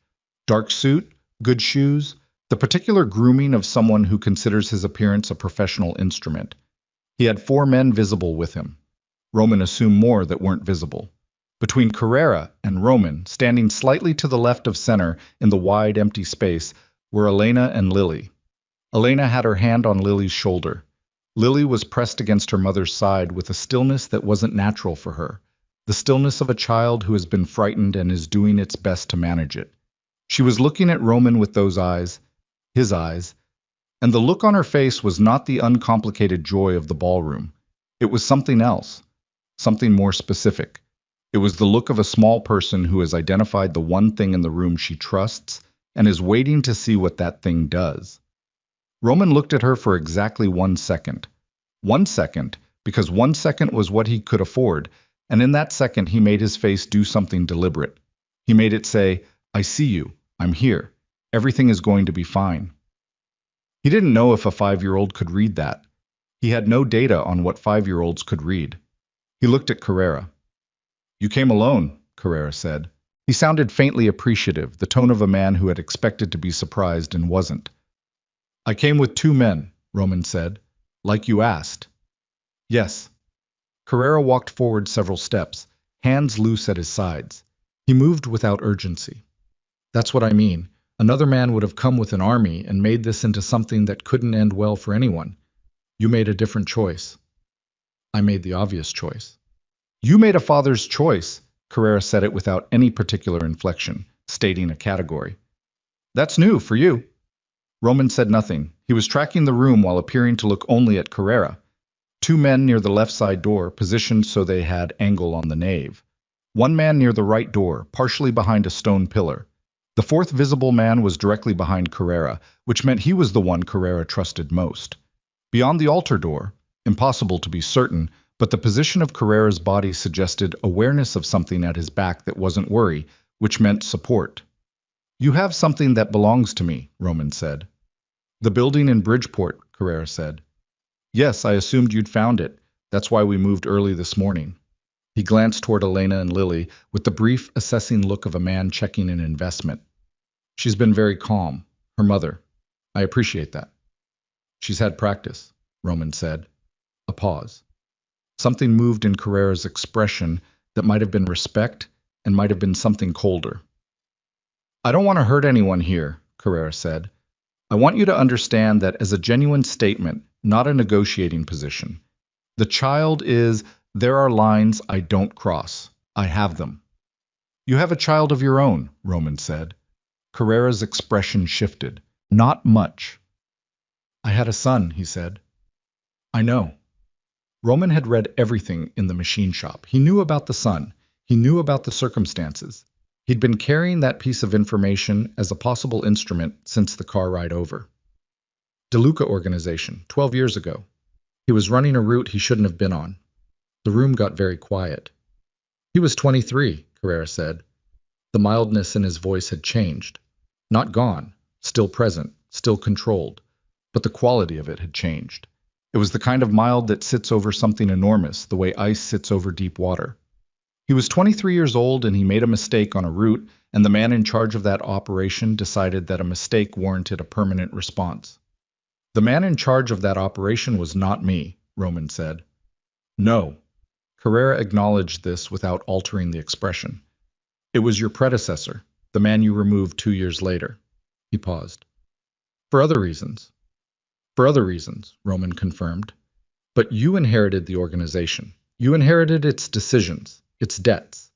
He tilted his head slightly. You understand debts, Mr. DeLuca. I'm told it's one of the things you're most particular about. Roman looked at him. He understood now. Not just the architecture of the conspiracy, but the foundation under it, the original stone it had been built on. 14 months of patient construction, a proxy war run through Marco and Danny Fitch, a frame built around Roman's own organization from the inside. All of it traced back to a 23-year-old on a route he shouldn't have been on 12 years ago, and a father who had spent a decade deciding what the appropriate response was. What do you want? Roman said. He said it without the flatness of the phone call. He said it like a real question. I want the organization, Carrera said simply. Not destroyed, transitioned. I want the supply lines, the port connections, the financial infrastructure. I want the families to recognize a change of leadership. Not violent, not public, just recognized. You walk away with your life and the people you care about, and enough resources that the walking away is comfortable. He spread his hand slightly. It's a reasonable offer. You spent 14 months building a case for a reasonable offer. I spent 14 months making sure you would have no alternative to a reasonable offer, Carrera said. There's a difference. Roman heard the side door on his left open. He didn't look at it. He kept his eyes on Carrera and tracked it in his peripheral vision. 2 more men coming in from outside, which meant the perimeter that Carrera had been maintaining was shifting, consolidating into the room, closing the space. He counted. 6 visible now, plus probable support behind the altar door. Nico and Reyes behind him. The math was not good math, but Caruso was outside. He needed 30 more seconds. You know about the documentation I pulled from Bridgeport, Roman said. Danny contacted me. Carrera's voice didn't change. Yes. Then you know that I can distribute everything in that building to every family in this city with one message. Everything. The forged letters, the financial manipulation, the communication records between you and Marco. All of it, simultaneously, to every party that has an interest in knowing how you've been conducting yourself for the last 14 months. You could do that, Carrera agreed. From where you're standing, with the phone in your pocket, you could send that message, and within 40 minutes, every family in Chicago would have a very comprehensive picture of my activities. He paused. And within 20 minutes of you sending that message, 3 things would happen.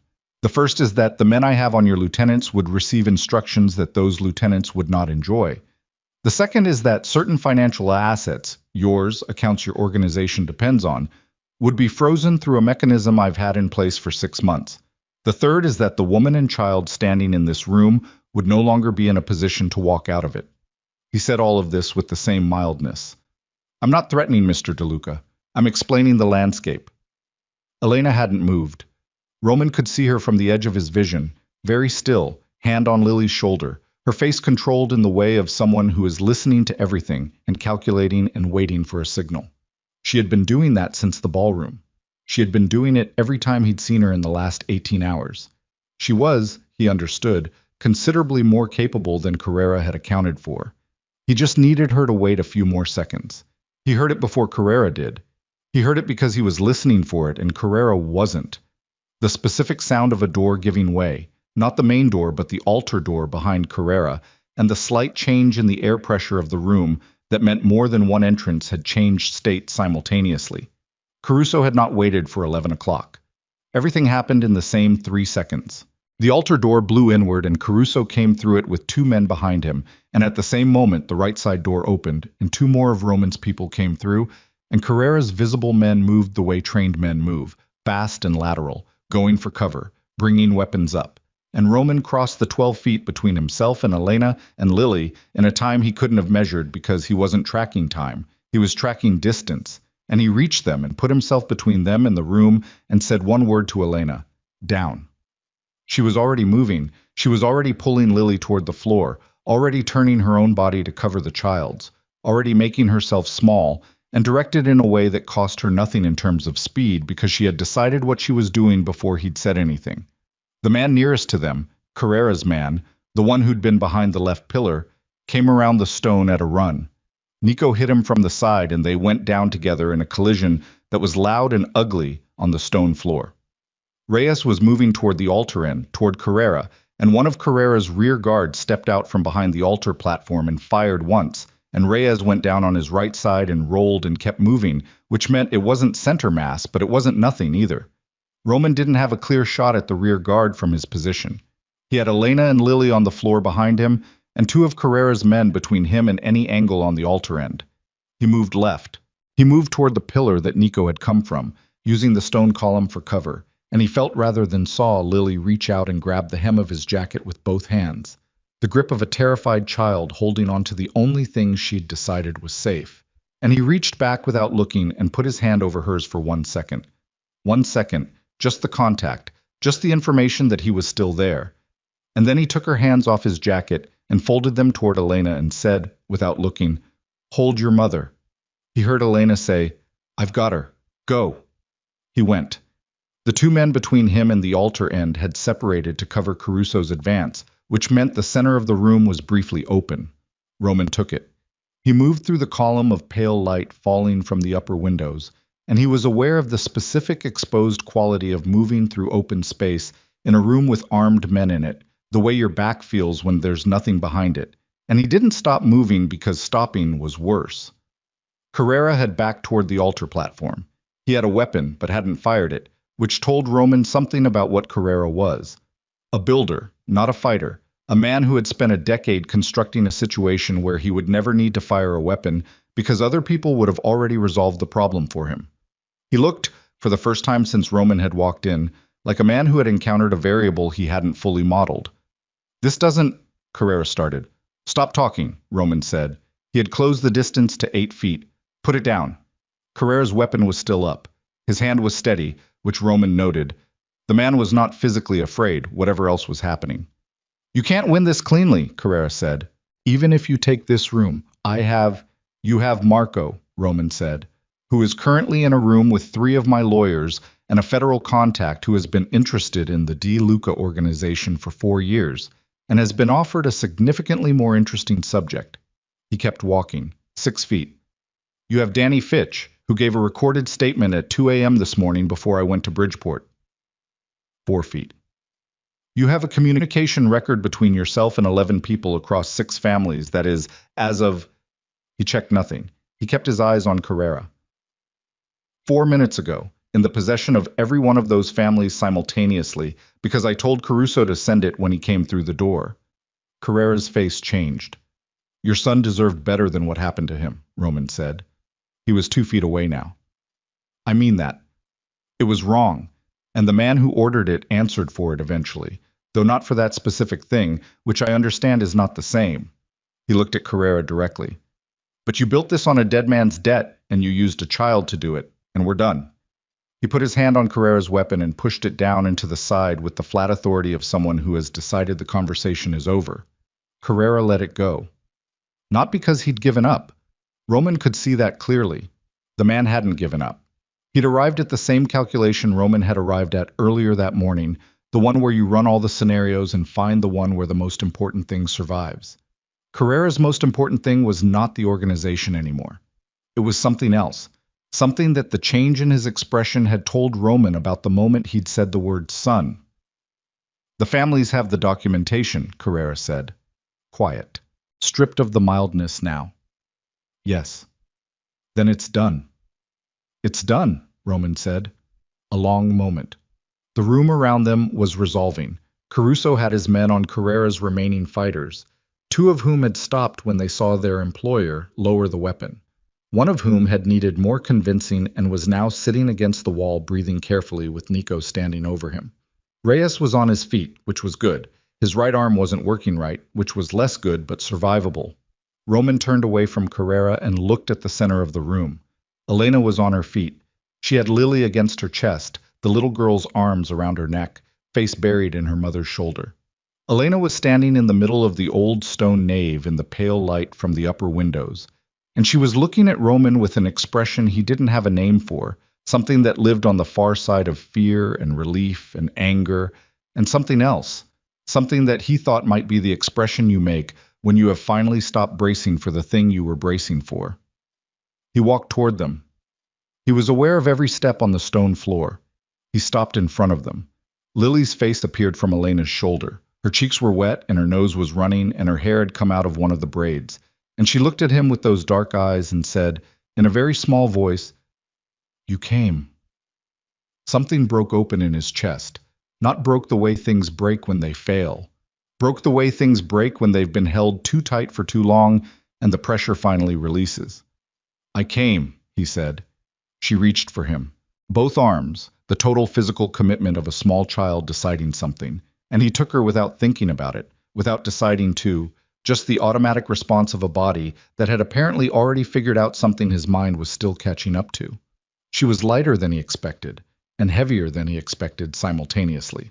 She smelled like whatever shampoo Elena had used in the apartment that morning, and underneath it, very faint, the particular smell of a child who had been frightened and was coming back from it. She pressed her face against his neck and said nothing. He stood in the middle of the abandoned cathedral with his daughter in his arms, and looked at Elena over the top of Lily's dark head. Elena looked back at him. Her eyes were bright, which he'd learned meant something specific.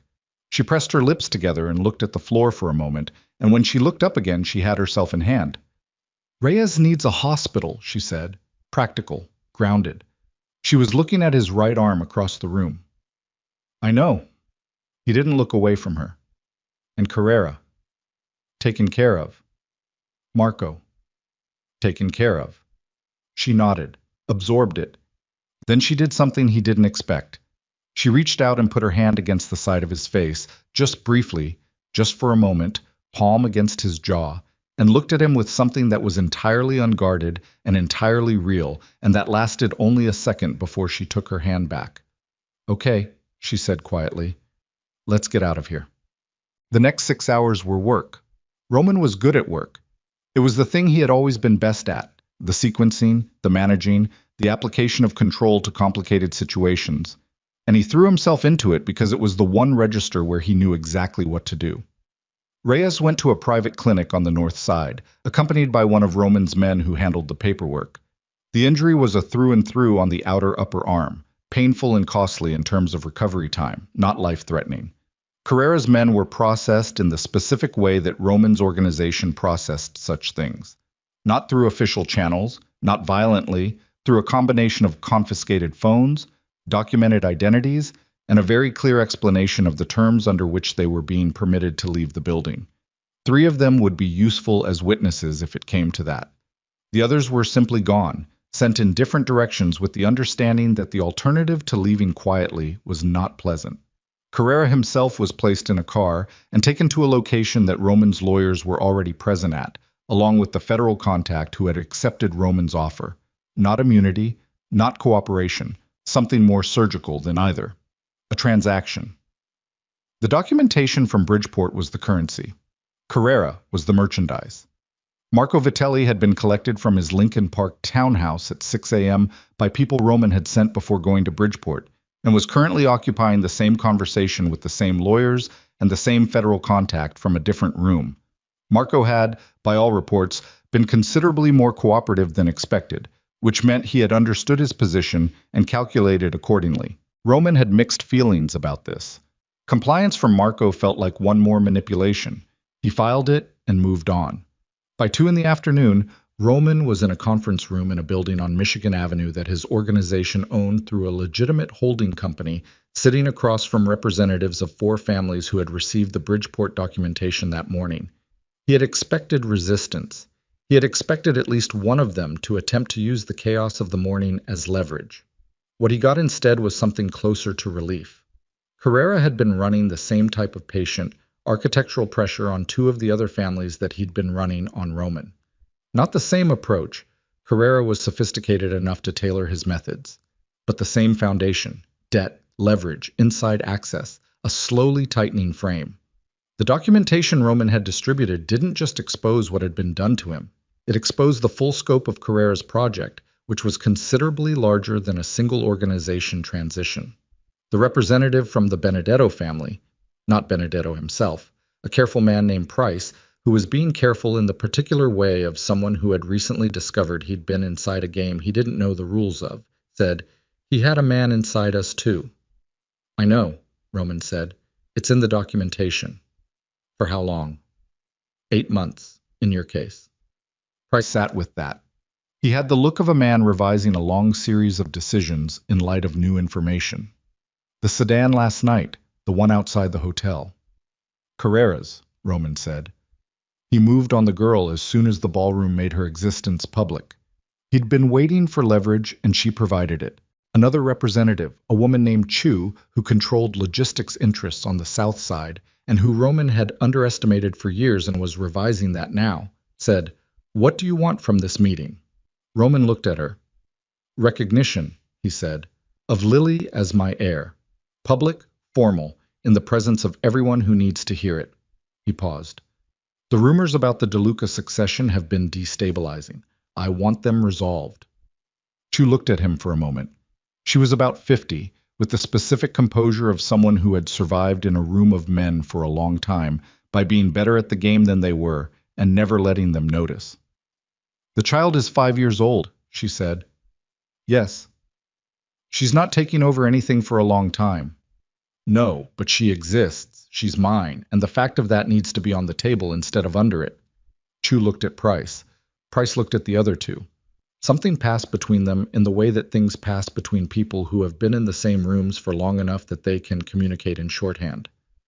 "Fine," Chu said. "We can do that." Roman nodded. He had expected it to be harder.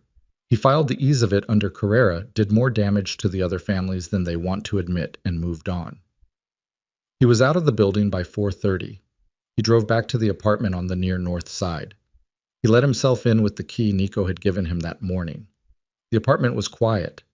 Elena was on the couch with a book she wasn't reading, her legs tucked under her, and she looked up when he came in with the expression of someone who has been waiting and is managing the waiting with varying levels of success. Lily was asleep again. He could see her through the open bedroom door, sprawled sideways across the bed, in the boneless way of a child who has expended everything and gone horizontal as a consequence. Roman sat down in the chair across from Elena. He felt, for the first time since the Marchetti ballroom, the full weight of the last 22 hours. It settled on him all at once, the way exhaustion does when you've been running on adrenaline and the adrenaline finally decides it's done. "How did it go?" Elena said. He told her.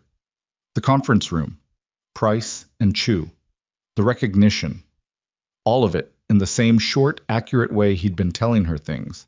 Not the version for public consumption, not the version that made him look in control of everything, just the actual sequence of events. She listened without interrupting. When he finished, she was quiet for a moment. "They recognized her," she said. Not a question. "Yes." She looked at the ceiling. She took a slow breath and let it out.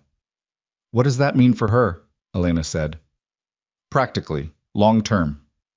"It means she's protected," Roman said, "by every organization that was in that room today. It also means..." He paused. He wanted to get this right. It means she has a name, a real one, not one we have to hide. Elena looked at him. The bright quality was back in her eyes. I'm not going to push, Roman said. I want to be clear about that. I'm not asking for anything tonight. I'm not asking you to.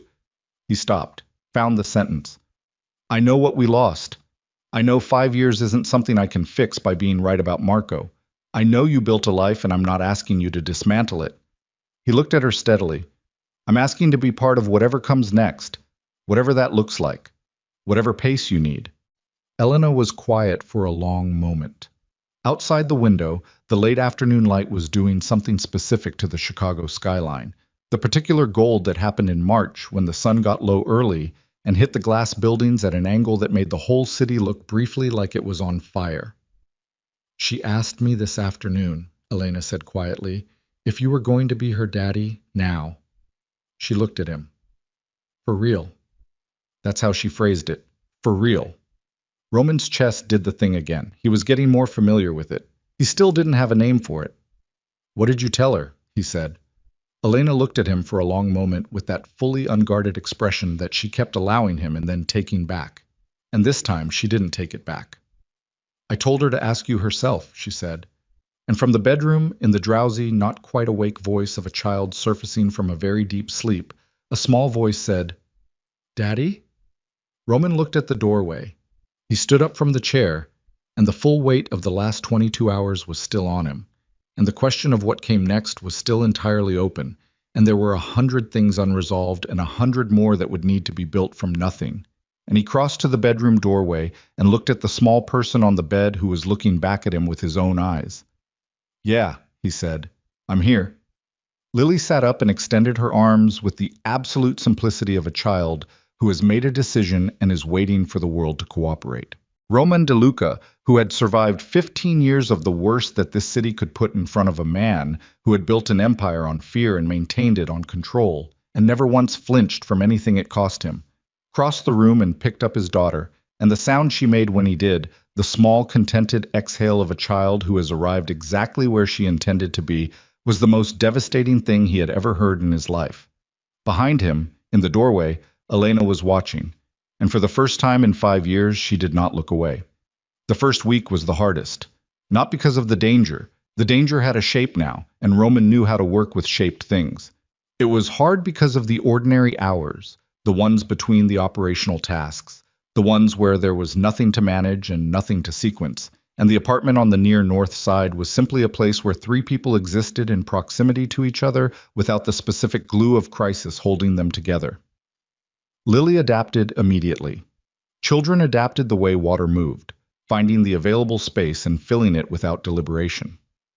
By the second morning, she had claimed the left side of the kitchen counter for her drawings, a spreading archive of crayon work that depicted, as far as Roman could interpret, a family of 3 stick figures in various outdoor settings. The tallest figure wore what appeared to be a very serious expression in every drawing. Roman did not comment on this. Elena adapted slowly, which was honest. She didn't pretend the apartment was comfortable when it wasn't. She didn't perform ease for his benefit or for Lily's. She made coffee in the morning with the focused attention of someone who needs the ritual, and she sat at the kitchen table with it and looked out the window, and Roman learned not to fill that silence because it wasn't the kind of silence that wanted filling. He learned things that week. Small things, accumulated without announcement. Lily needed 2 glasses of water before bed and would negotiate for a third. Elena slept lightly and woke at any sound from the bedroom, a vigilance so habituated she wasn't aware of it. Lily had a specific laugh, not the bright social laugh she deployed for effect, but the real one, sudden and slightly ungainly, that only happened when something genuinely surprised her. He heard it 3 times that first week, and each time it did something to the room that he couldn't quantify. He slept on the couch. He didn't offer to do otherwise, and Elena didn't suggest it. The distance was a fact they both understood without discussing it. Marco Vitelli's formal cooperation began on day 4.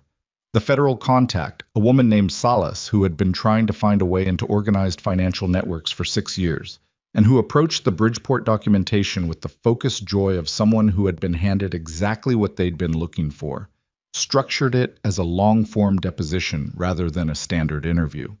Marco sat in a room for 11 hours over 2 days and talked. Roman received summaries, but not transcripts, which was intentional. He didn't want the transcripts. He didn't want to sit in a room with Marco's voice for any longer than the situation required of him. What the summaries confirmed, the operation against Roman had begun not 14 months ago, but 22. The relationship between Marco and Carrera predated the Marchetti wedding by nearly 2 years. The forged letter to Elena had been Carrera's concept and Marco's execution. Carrera had understood that Roman's attention was divided, and had calculated that removing the source of the division was more elegant than confronting the distraction directly.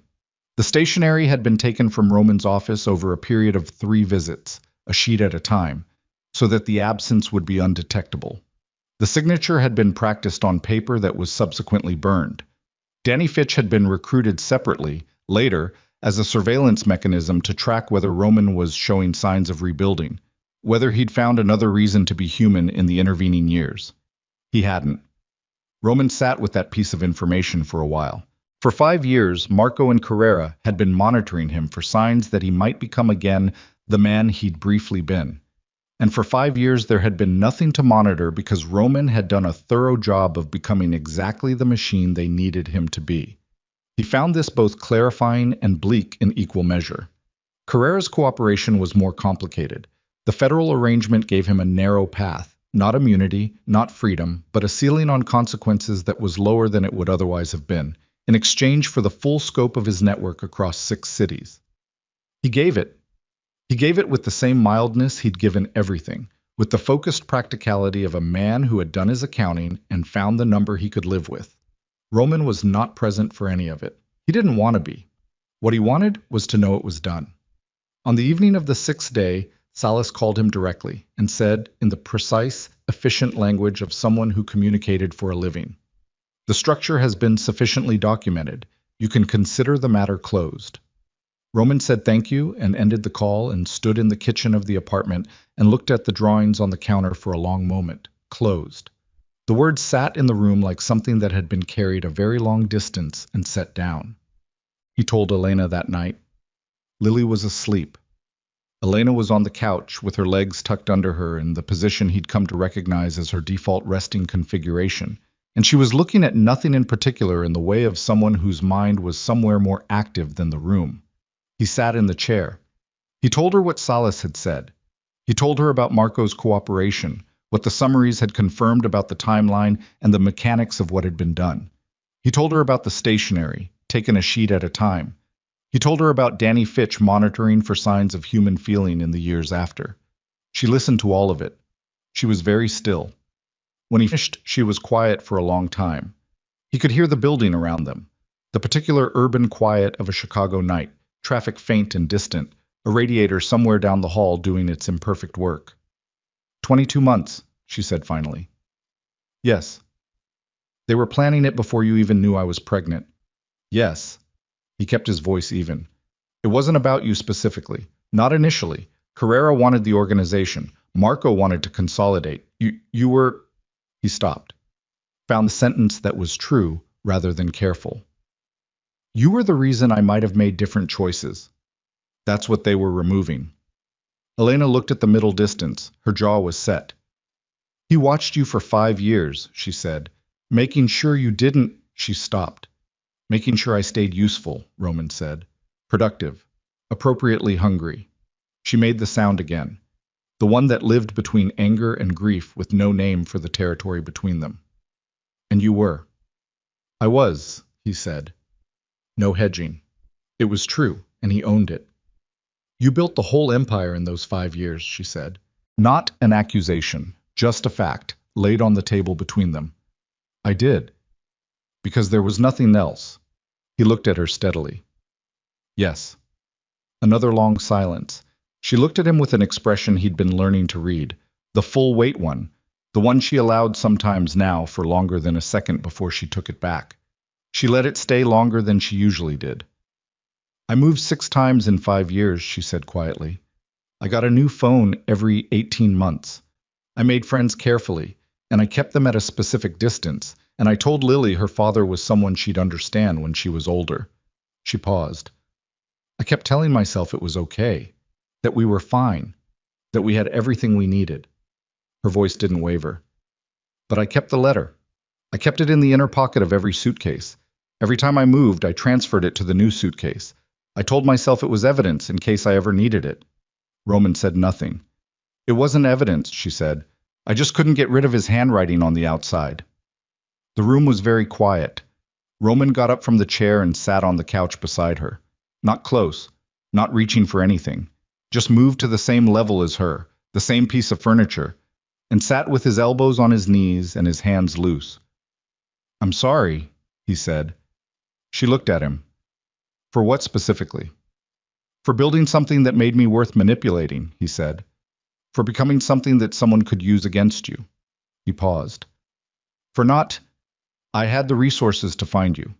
For 3 months I looked, and then I stopped, because Marco told me you'd chosen to go, and I believed him. I should have kept looking. I should have gone myself instead of sending people. I should have... Roman, she said his name with a specific weight. Stop. He stopped. You couldn't have known, she said. He was inside your operation for 11 years. You trusted him. That was the reasonable thing to do. She looked at her hands in her lap. I believed the letter. I believed your signature. I ran with my daughter before she was born because I thought the man I... She stopped. Restarted. Because I thought you'd made a specific, clear choice. I didn't question it. That was the reasonable thing to do. She looked up. Neither of us was stupid. We were just operated on by someone who was patient and knew where the pressure points were. He looked at her. The lamp in the corner of the room put a specific quality of light on her face that he was going to remember. She looks like you, Elena said suddenly. People always tell me she has my stubbornness, but the way she looks at things, the way she decides something and just commits to it completely, no second guessing. She made a sound that was almost a laugh. That's entirely you. Is that an insult? He said.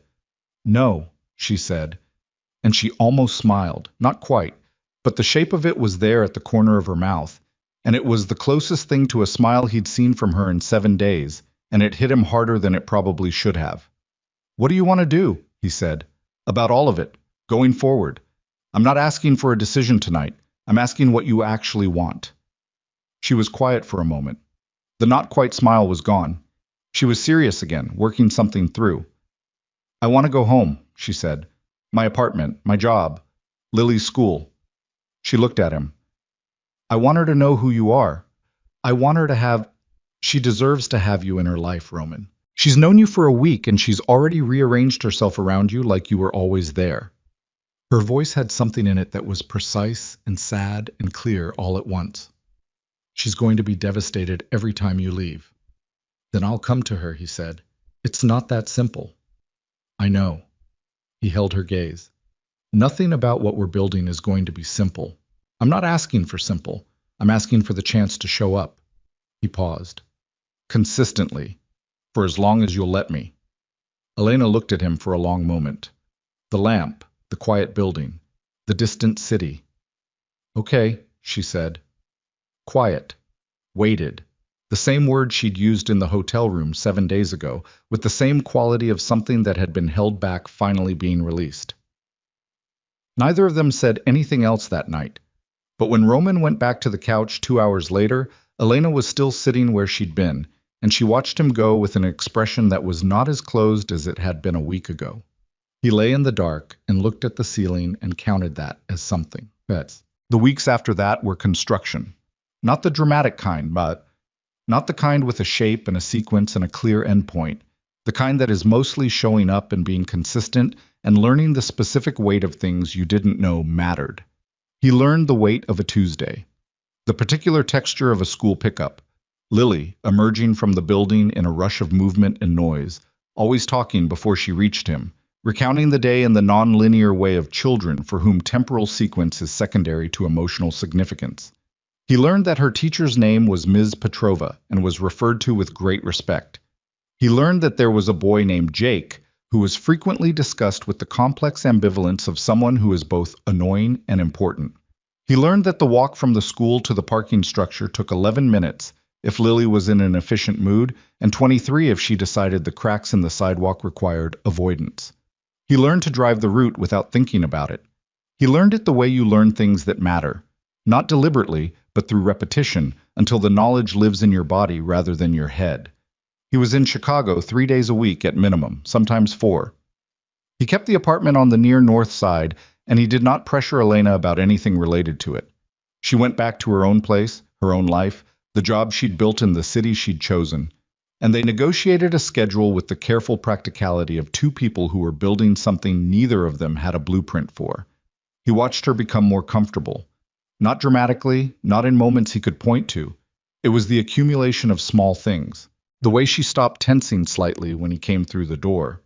The way she started having coffee ready when he arrived on Tuesday mornings. The way she let him sit beside her on the couch sometimes without shifting to the other end. He did not rush any of it. He had spent 15 years running on the principle that you pushed until the thing moved, and he understood that this was a thing that would not respond to pressure. He had watched Elena in the cathedral, on the floor with Lily, covering the child with her own body without a second's hesitation, and he understood something precise about her. She was a woman who had decided what mattered and was protecting it. He was not going to push his way into the category of things that mattered. He was going to earn it. Some days that was hard. He was not by nature a patient man. He worked on it. That was new too. Working on something about himself, not because it was operationally necessary, but because someone else's comfort required it. 3 months in, he sat across from Elena at a restaurant they'd been to twice before, a place on the north side that had good food and enough ambient noise that conversation felt private, and he said something he'd been building toward for weeks. "I want to change the organization," he said. She looked up from her menu. "How?" "The structure, the way it operates." He set down his own menu. "What I've been running, it works because it's built on a specific kind of fear. People comply because the consequence of not complying is worse than complying. That works right up until the moment someone decides the consequence is worth it, and then you have Marco." He paused. "Carrera was right about one thing. I was losing focus that year. I had started to want something that didn't fit what I'd built. And what I'd built couldn't accommodate it, so it pushed back." Elena set her menu down. She was listening with the full attention that she'd always given him, the quality that had always made him feel, slightly uncomfortably, like he was being accurately perceived. "What does changing it look like?" she said. "Slower," he said. "More careful. Replacing the fear-based infrastructure with something that runs on loyalty instead, which takes longer to build and is less immediately responsive, but doesn't produce Marco Vitellis." He looked at her. "It's going to take years.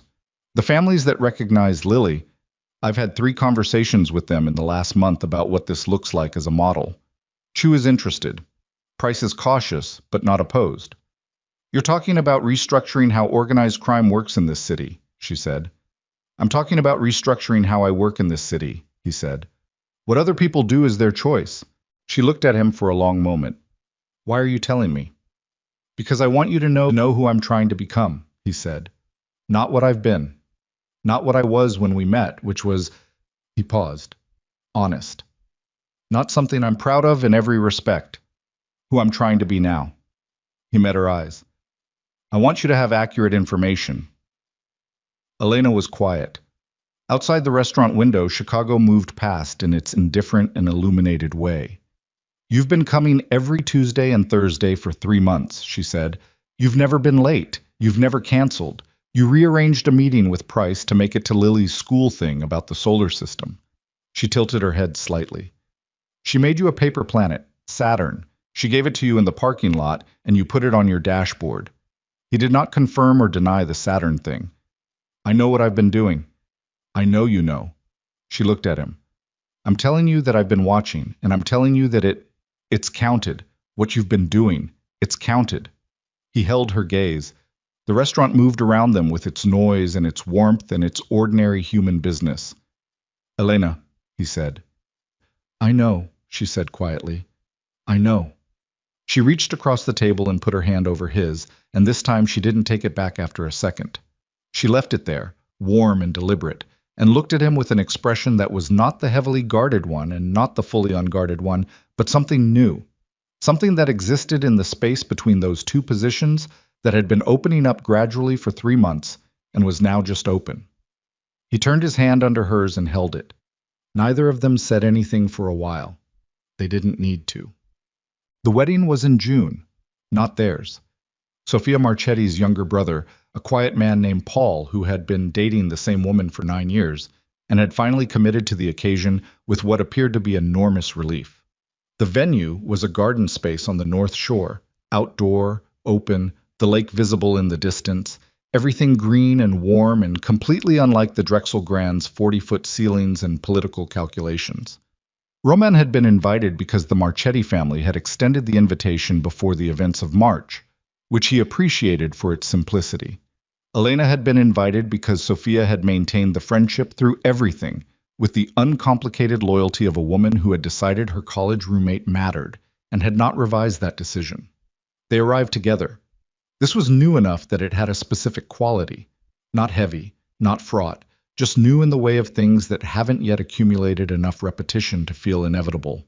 He was aware of the people near the entrance who registered their arrival with the specific attentiveness of rooms that had heard things, and he was aware that Elena was aware of them too. And he was aware that neither of them adjusted anything about how they were walking because of it. Lily was between them, holding both their hands.